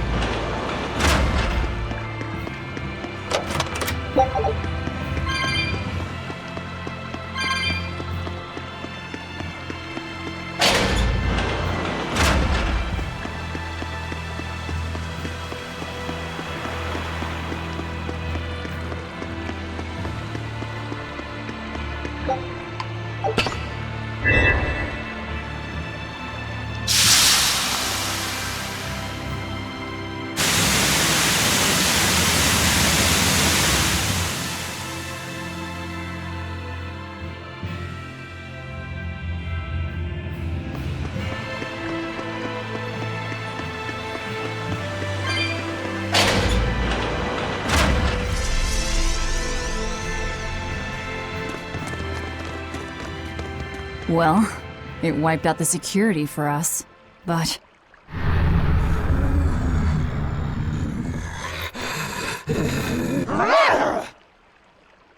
Well, look at that. Wolfie's got the crest of Aminoch. The same pendant worn by priestesses. Then that makes this demon... Yeah, she must be the missing mother, Mahina. Can't be.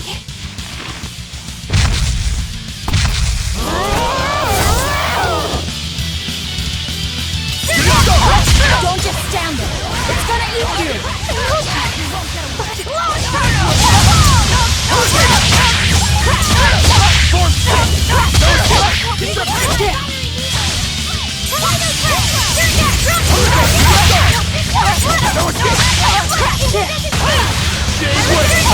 No mercy. Wounds that will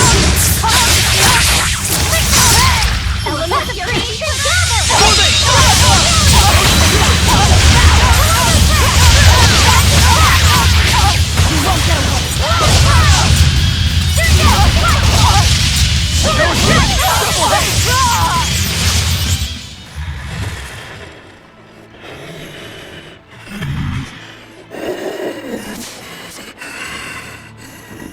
To think a priestess, beloved by her village, would become a demon. Eleanor? She's never going to be the same again. This is the least I can do for her. So says reason.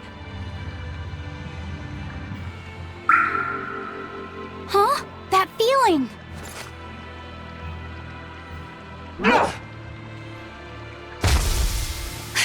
Damn!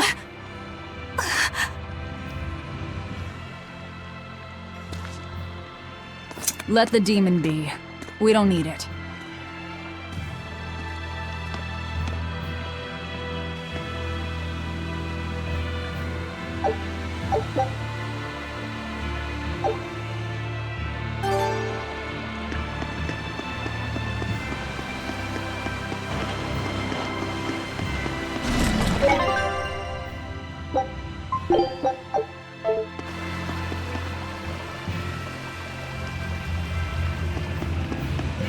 That demon.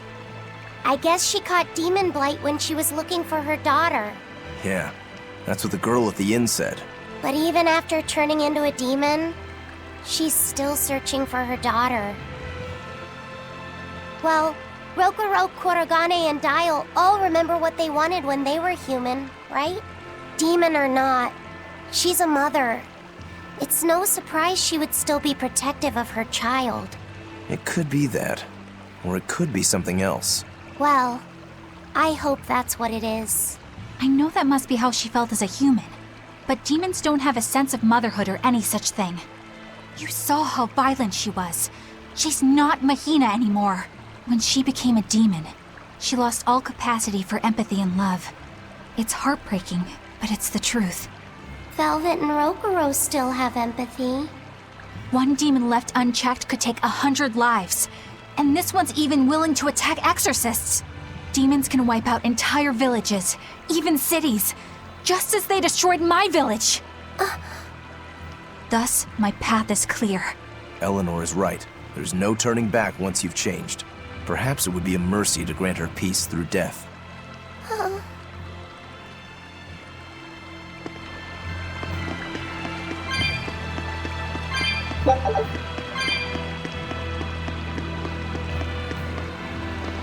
Is Innominat really an Empyrean? What makes you ask that all of a sudden? Well, according to the song Grimm deciphered, Innominat is an 8-headed dragon, right? The Empyreans are supposed to be these holy beings, but using Therians to feed on malevolence sounds more sinister than divine to me. You've got a point there. Empyreans are a type of Malachim, and that doesn't seem like any Malach we've seen. And even less so when we're talking an 8-headed dragon. Is it so far-fetched? What do you think will happen if the Therians come together in one place? Well, it wouldn't be good. My guess is they'd merge together into a giant, horrific monster. The mighty beast will attack us with its 8 long, snake-like necks and 8 heads spitting hellfire! I can see your worry. Right? And that's 8 heads with only 6 of us to take them on. It'd be more than we could handle. I'd have to conjure up a double or two. You can do that? Of course not. Then why mention it? Oh! What is it, Laphicet? Do you think each head would act of its own free will? Because if they do, they'd be uncoordinated, bumping into each other and going this way and that, giving us an opening. If we fight as one united whole, I know we can win. Yes! If we work hand in hand, victory is ours. Right, everyone? Huh? Us, united? Have you looked at us recently? Well, I mean, maybe.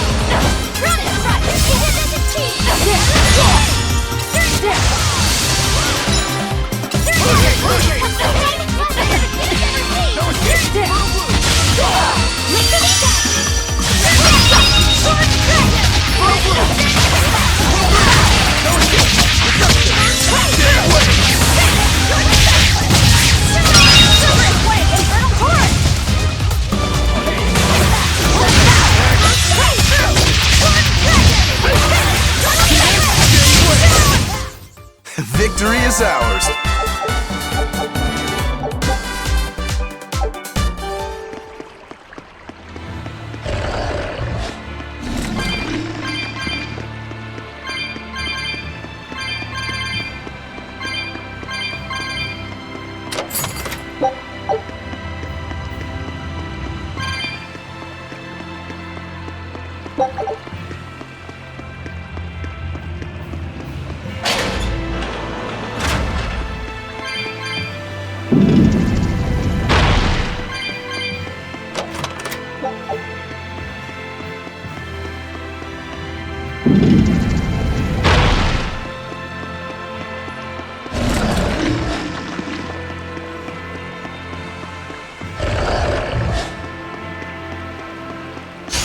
I'll end this quickly.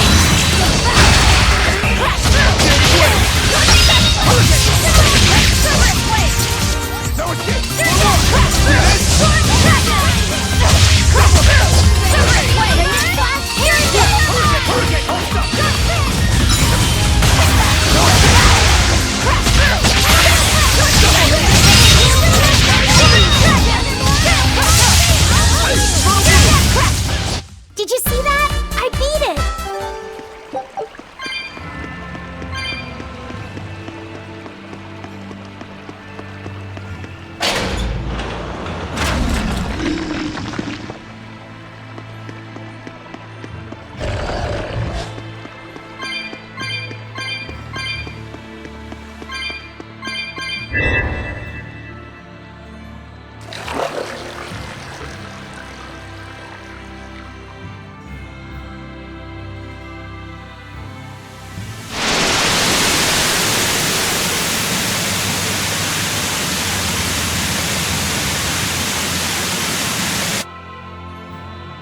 Whoa!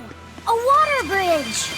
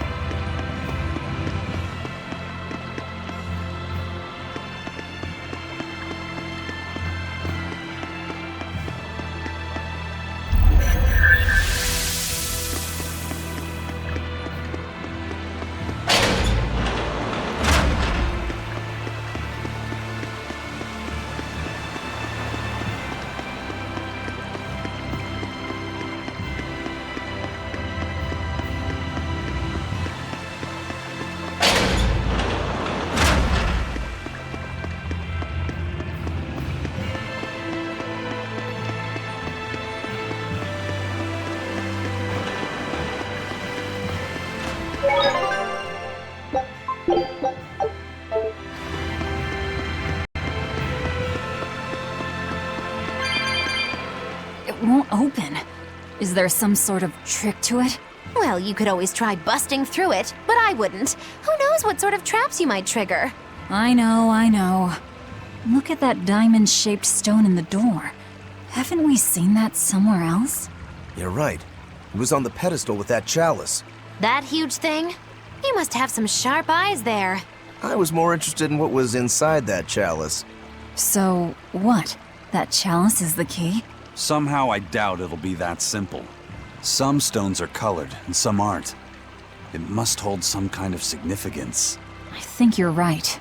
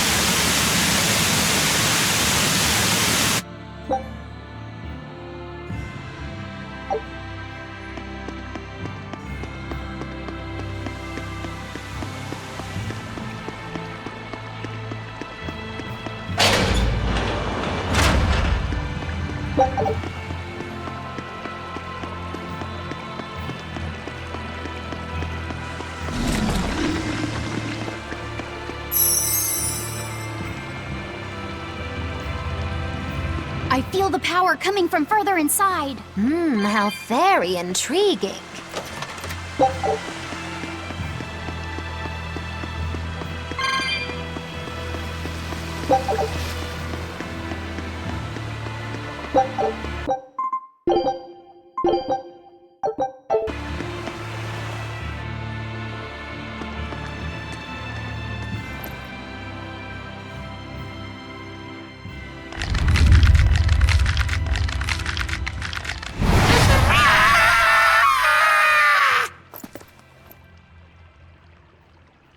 Well, there you are.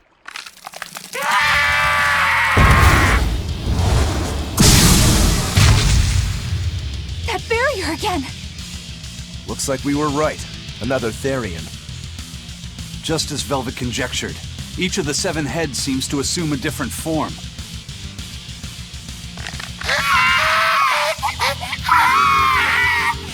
The sensation! It was here! Oh, look at that. I guess your hunch panned out too, kiddo. This is just how I felt in Ward Forest. That must have been an Earth Pulse point back there, too. Well, what are we going to do with this one? Can we get it to shrink like that bug of yours? I don't care whether it lives or dies. As long as we defeat it and take out one of Inominat's heads, that's all that matters.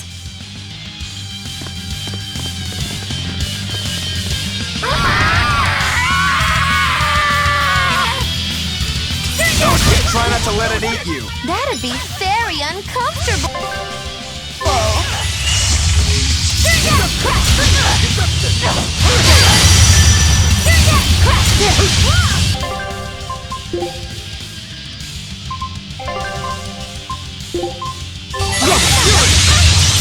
Now, rise, arise, ascending, angel!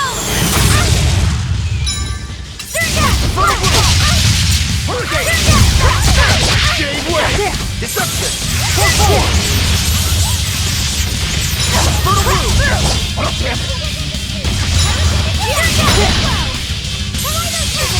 Gave way! Deception! Ready to feel the burn? Ready to feel the burn?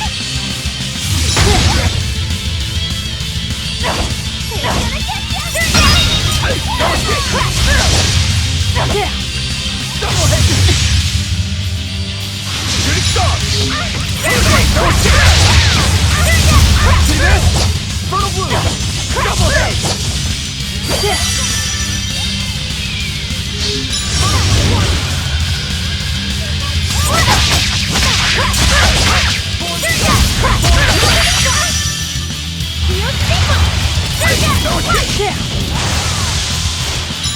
No escape! Fertile blue! No escape! Dear Grace! You wronged me! Here's your justice! Fight in order! Ready?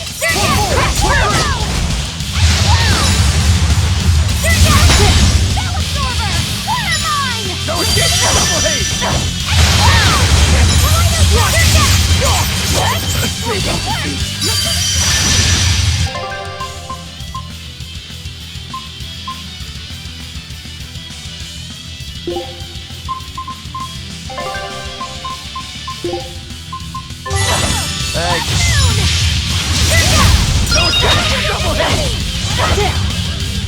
Hurricane! No escape! Double haze! Hurricane! Water! No escape! Shooting star! Gave way!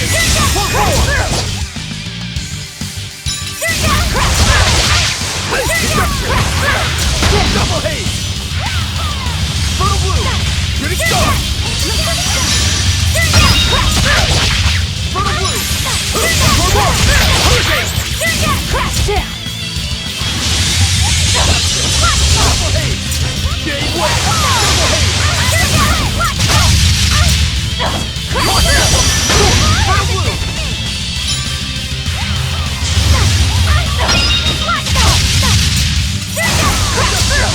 Double haze! See this?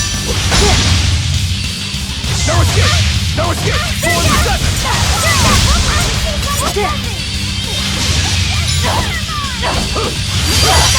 Hurricane gave way! 47! Deception! No escape! Armor crusher!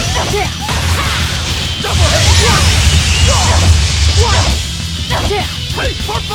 Double hit!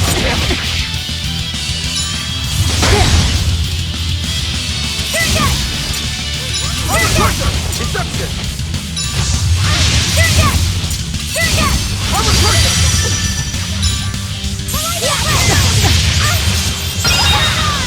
Hurricane! Shooting star! 4-5! Deception! Shooting hit!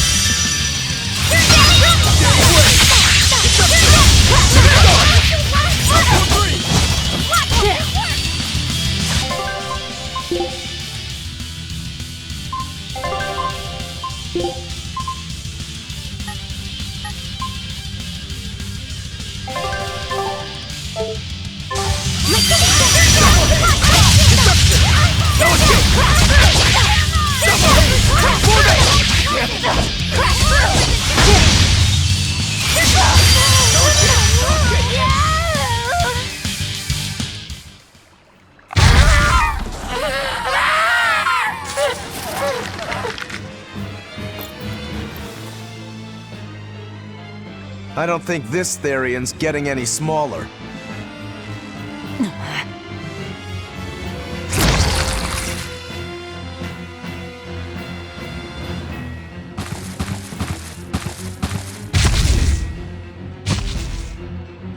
The demon again!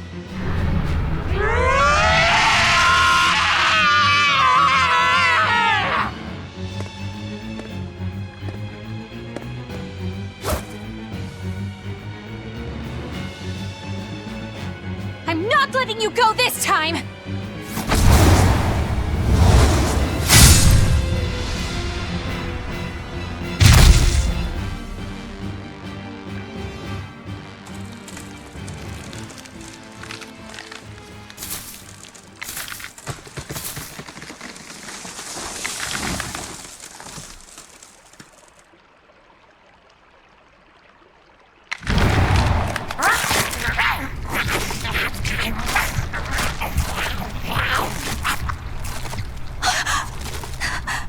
Is that Therian eating the demon?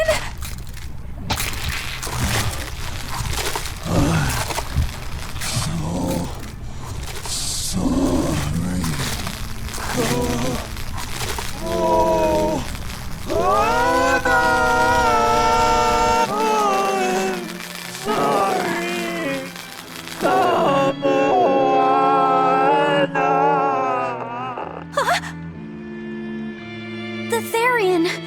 It ate her! Malevolence must refer to demons then. Feeding on demons. I know what that's like.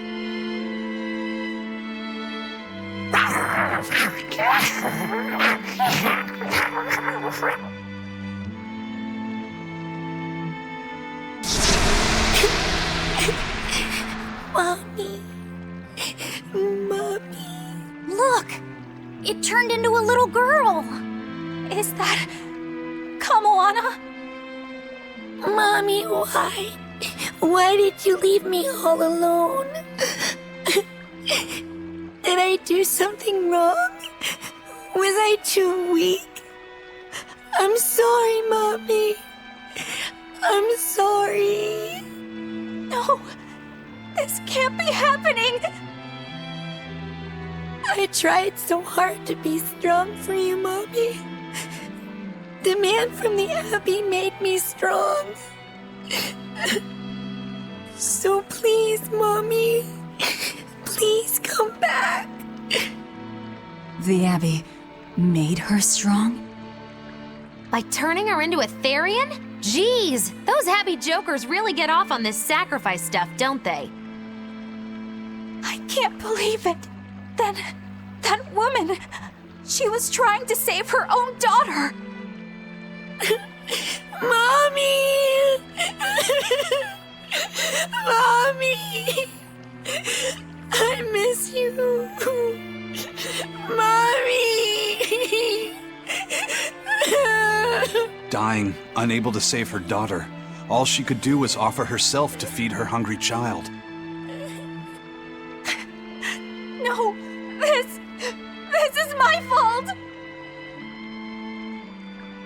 So, should we bring her with us? Someone like her will only slow us down. That Therion isn't going anywhere!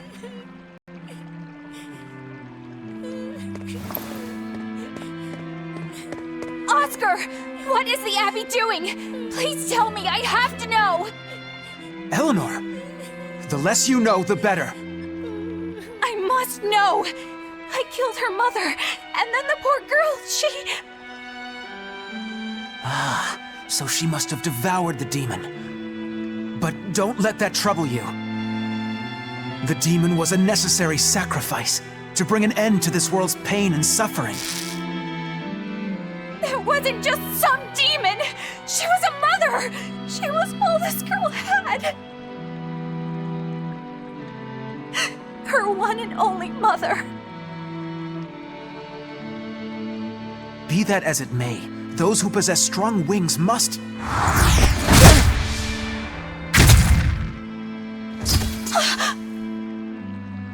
It's not nice to make a girl cry.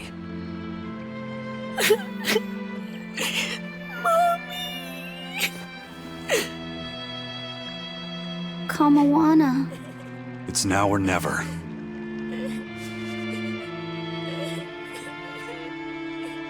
Out of the way, Laphicet.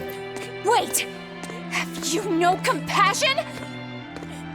This isn't up for discussion. I thought you just wanted to weaken Innominat! You can sever the link! You don't have to kill her!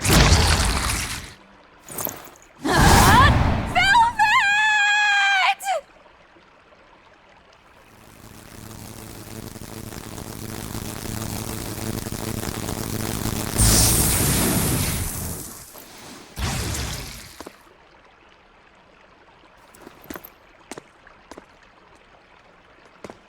Oh, someone's had a change of heart. Apparently, a woman's tears truly do have frightening power. I'm just curious about something Grimoire said. I can always kill this one later. If we're taking her with us, we'd better grab her and go. No sense lingering in the enemy's territory. Hey, Kamawana. My name's Laphicet. Do you want to come with me and my friends and get out of here? Where's my mommy? I'll be lonely without her. You're not alone, sweetie. I promise. Even if she's far away, your mother will always be looking over you. How do you know? Because... that's what my mother does for me, too.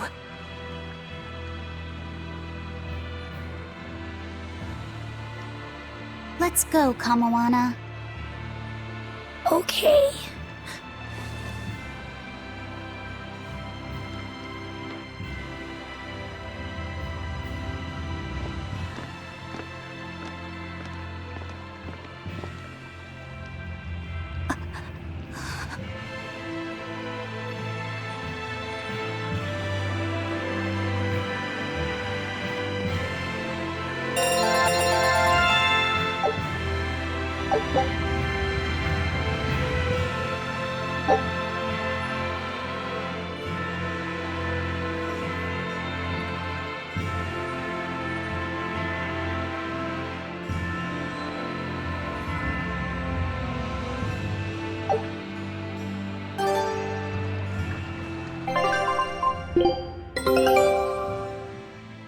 I knew this would be big. What a treasure!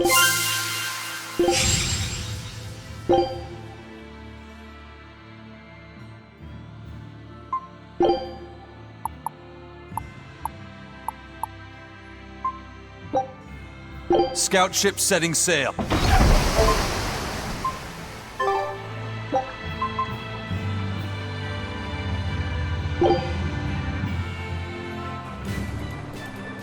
Not good. The malevolence is getting stronger. My. The effects are already starting to show.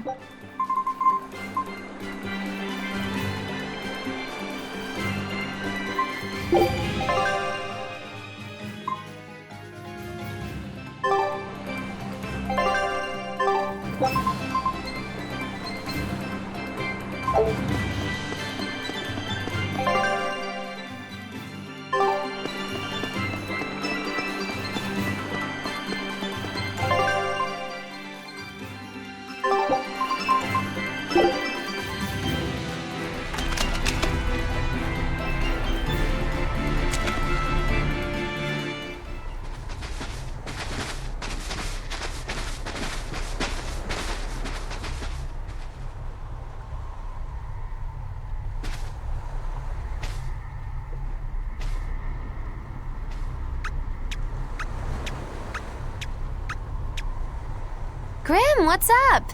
Did you come to share something else you found in that book? Not quite. I'm afraid the malevolence has grown too dense for me to hole up at the inn reading. Malevolence?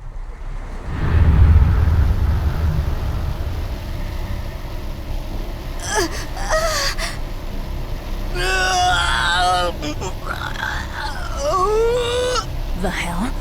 What's that coming out of their bodies? Malevolence. They're all hitting their limits.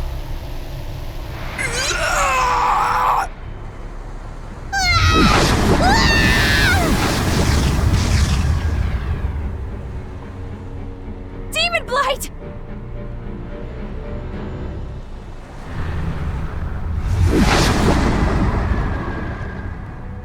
Even the inn girl! Why is this happening? They're demons now. Their malevolence is spilling over. The malevolence. All of that energy spilling from their bodies? That's what causes the demon blight?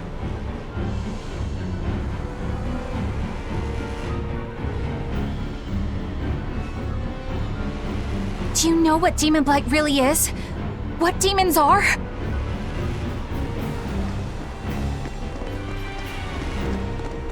They couldn't have gotten far! Track them down at all costs! We'll talk later.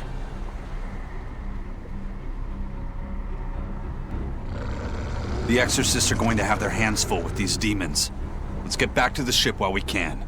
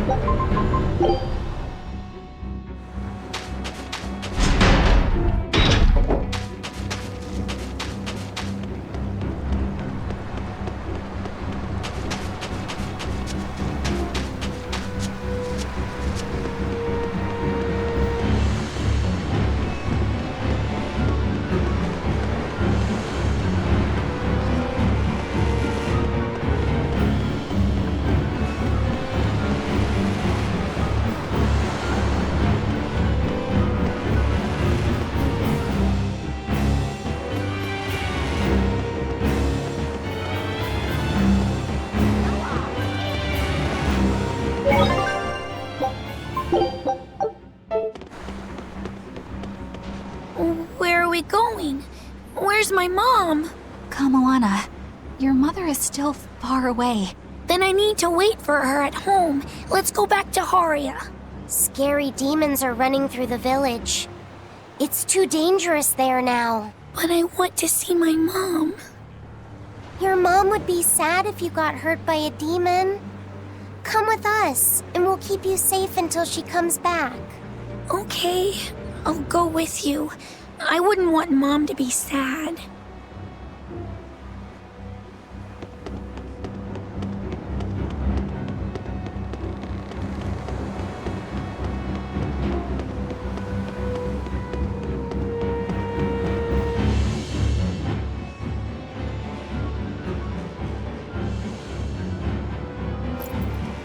All right. You're going to tell me about the demon blight and malevolence. Are you seriously thinking of breaking the Moloch taboo? That depends. Moloch taboo? This is about more than just the demons. You could say it's the truth behind how this world really works. The knowledge can be devastating to humans, throwing into question everything they think they know. And so the Malachim agreed to withhold it from humans, for their own protection.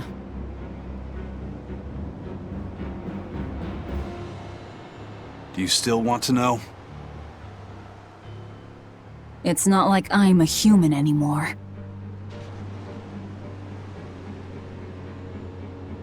I can't keep lying to myself. I can't go on unless I know the truth. You asked for it.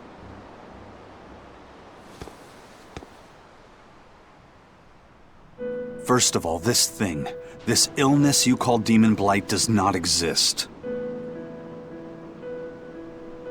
Any human carries the potential of becoming a demon. All it takes is for the malevolence lurking in their heart to overflow. And what exactly is this malevolence? Impure emotions beyond what reason can suppress. Think of it as the sin buried in men's souls. So you knew. I'm a witch. So malevolence is the darkness in all our hearts. Make any sense to you guys? Any at all? When you put it like that, yeah, it makes a lot of sense. By nature, humans are incited by negative energy. It is easy to turn them towards impurity, creating malevolence. In fact, most people are constantly generating malevolence. It might even be possible that demons are people's true selves, and what little reason they possess is all that keeps them in human form. If the masses realize this, the realm would be thrown into utter chaos. That's why the Abbey propagates the lie of demon light. So I presume. That can't be true! You know yourselves there weren't any demons before the opening! It used to be that humans couldn't see demons, or Malachim. Not unless they possessed a unique spiritual talent we call resonance. All your average human would see was someone turning extremely violent. Unable to explain what was happening, they'd just call those people possessed or feral. Then what made people see them all of a sudden? I don't know. My guess would be that something triggered greater resonance among all of humanity. And then, on the day of the Advent, all humans gained the ability to perceive Malachim. And in the following days, the exorcist numbers swelled. This has to be Artorius' doing.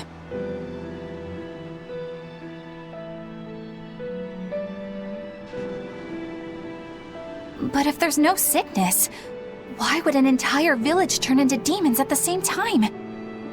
8-headed is the lord of the land, with 7 mouths to devour malevolence. Humans produce malevolence, which Therians consume and transmit to Innominat. But when we removed Kamawana from the Earth Pulse point...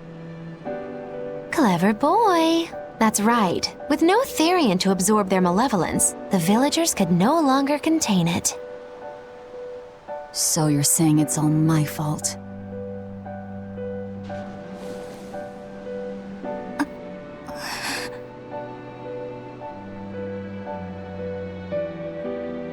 Hey, what's going on?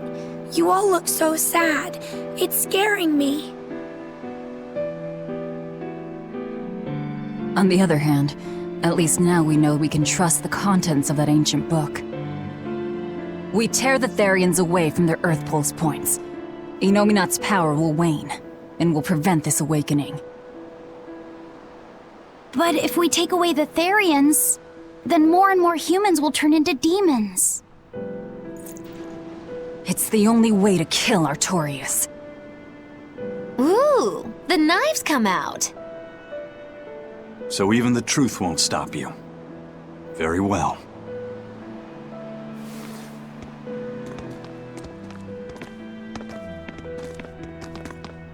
Since each Therian looks different, we'll only find them by capturing the Earth Pulse points one by one.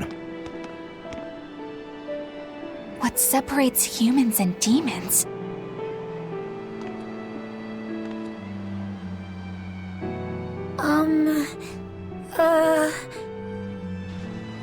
That's Eleanor. Cheer up, Eleanor. Your mommy's looking over you too, you know.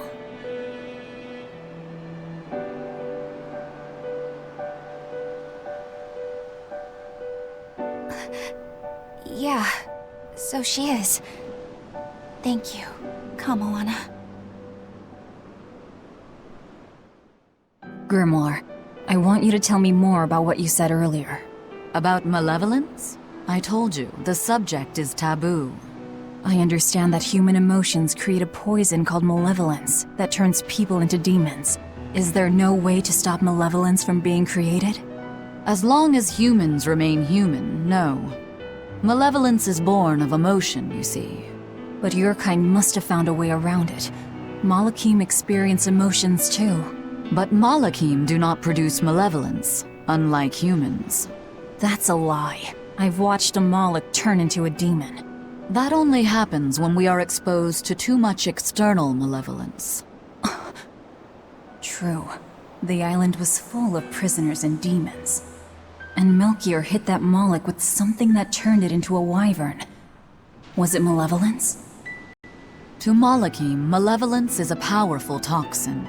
We seek those of purity to serve as vessels to protect us from it. It is not a perfect solution, however. If the vessel is corrupted, the Malak is as well. That is correct. So if Eleanor turns into a demon, then Laphicet... That must be what Eisen meant when he said he'd hate to see Laphicet's vessel broken. A small crack in one's soul is often all it takes to break a person apart. So try not to pick on our squeaky clean exorcist too much, Thanks for the warning.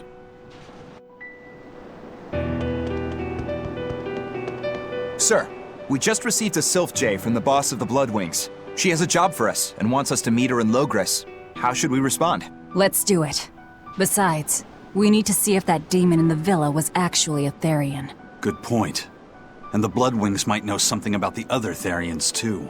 We're heading for Logres. Prepare to set sail. Ready anytime!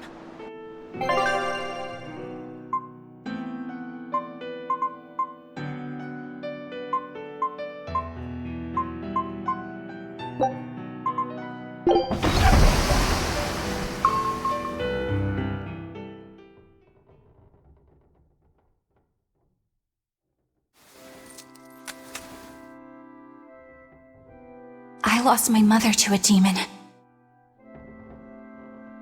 Yet that girl's a Therian. I don't even know what I want anymore. Hey, that's pretty! You like to look at that thing, don't you? Yes, my mother... Someone very important to me gave me this. I treasure it a lot. Looking at it gives me strength. Do you want to see it? Yeah! Ah! What's wrong? My face! It's scary! I don't want to look like that! I don't want my mommy to hate me! Mommy! Mommy! When I was her age, that's just how I cried. Come, Moana. I want you to see this. That huge owie. What happened? It's big and ugly, isn't it? There are scary things about my body, too. But do you think I'm scary, Kamoana? No, not at all. But are you alright? Does that hurt? Thanks, sweetie. I'm alright, I promise. What about me? Do you think I'm scary? You're such a sweetheart, Kamoana. Nobody could ever be scared of you. Not me, not your mother, not Laphicet.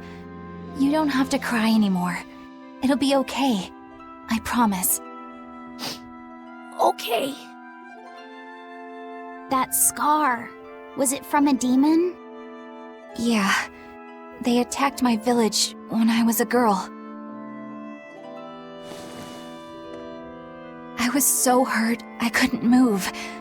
But my mother lured them away from me so I could survive. What happened to her? The last thing she said to me was, "Stay strong and keep living." Oh. Come to the deck. Grimoire says she's learned something from the book. Hey, why's your face so red? It's nothing. Somehow, I doubt that. It's nothing, I swear.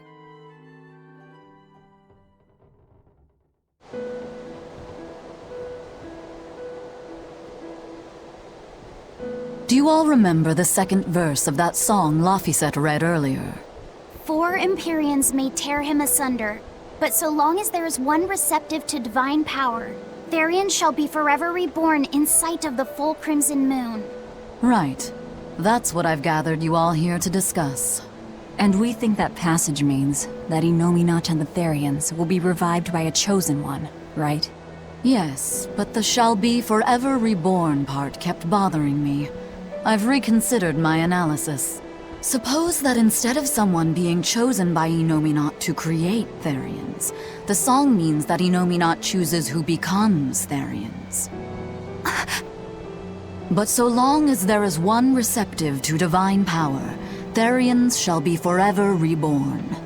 What do you think that could mean? That someone receptive to Innominat's power will be reborn as a Therian. Like Kamoana. Which is to say that the Abbey figured out how to turn people into Therians, and then got right to work. That's... Are you really that surprised? Artorias has always been one to prioritize the many over the individual, as I well know. Another thing to consider is this wording about Therians being forever reborn. This could mean that one Therian will be reborn again and again, or it could mean that different Therians will be born to take their place. Meaning that even if you kill one, there are more waiting in line. They can't be wiped out. Looks like prioritizing the one over the many was the right call this time, eh, Velvet? I never said I wouldn't kill her, if it would prevent Innominat's reawakening. But Therians can't be killed. Not truly. So, in a nutshell, if you kill one, another person who's receptive to Innominat's power will be reborn as one. Right. But the song says that 7 mouths feed the body, so there's only so many around. If you don't kill them, the next ones won't be born. Exactly. So we remove the 7 Therians from their Earth Pulse points instead. But then, we also have to protect them so the Abbey doesn't steal them back. Or kill them. Sounds tricky. We've got to protect my bug, too. Yeah, you take real good care of that thing now. Got it? You bet I will. In that case, we should probably work on securing a proper hideout for ourselves. You got a secret base or anything, Eisen? It's every man's fantasy, but sadly, I don't. We need a hard-to-find spot. One where we can guarantee a steady supply of malevolence for the Therians. Somewhere devoid of people but full of malevolence. Real poser you got there. With the Abbey in control of the entire continent, finding a place like that will be easier said than done. Meanwhile, Innominat's reawakening draws ever closer.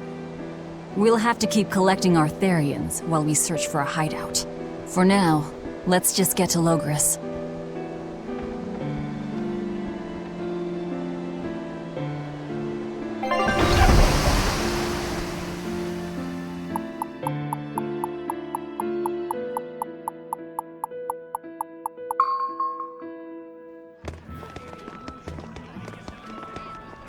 Hey, old man! Give me all the water and food you got! Wait your turn, moron! I was drifting out at sea for 3 days! Almost died out there! Poor you! You probably deserved it! Say that again, wise ass! I dare ya! Shut up, both of you! No one's getting anything until you pay me what you owe first. Are they gonna be okay? Don't pay them any mind. Sailors are just a short-tempered bunch, that's all. Huh? The hell are you doing? What's going on? They've jacked up the price to dock our ship here. Oh yeah?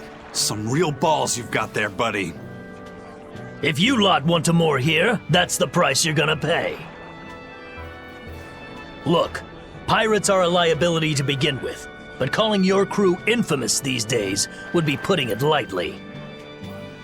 The more wanted you are, the more it's gonna cost to hide you. Capiche? Hard to argue there. Benwick, just pay the man what he wants. Yes, sir. You're such pushovers. You and the captain both. I knew I could count on you to come through, Eisen. Pleasure doing business with you. Looks like I'm causing you trouble. It comes with the job. Don't sweat it. Some sailors just have longer tempers than others. Noted.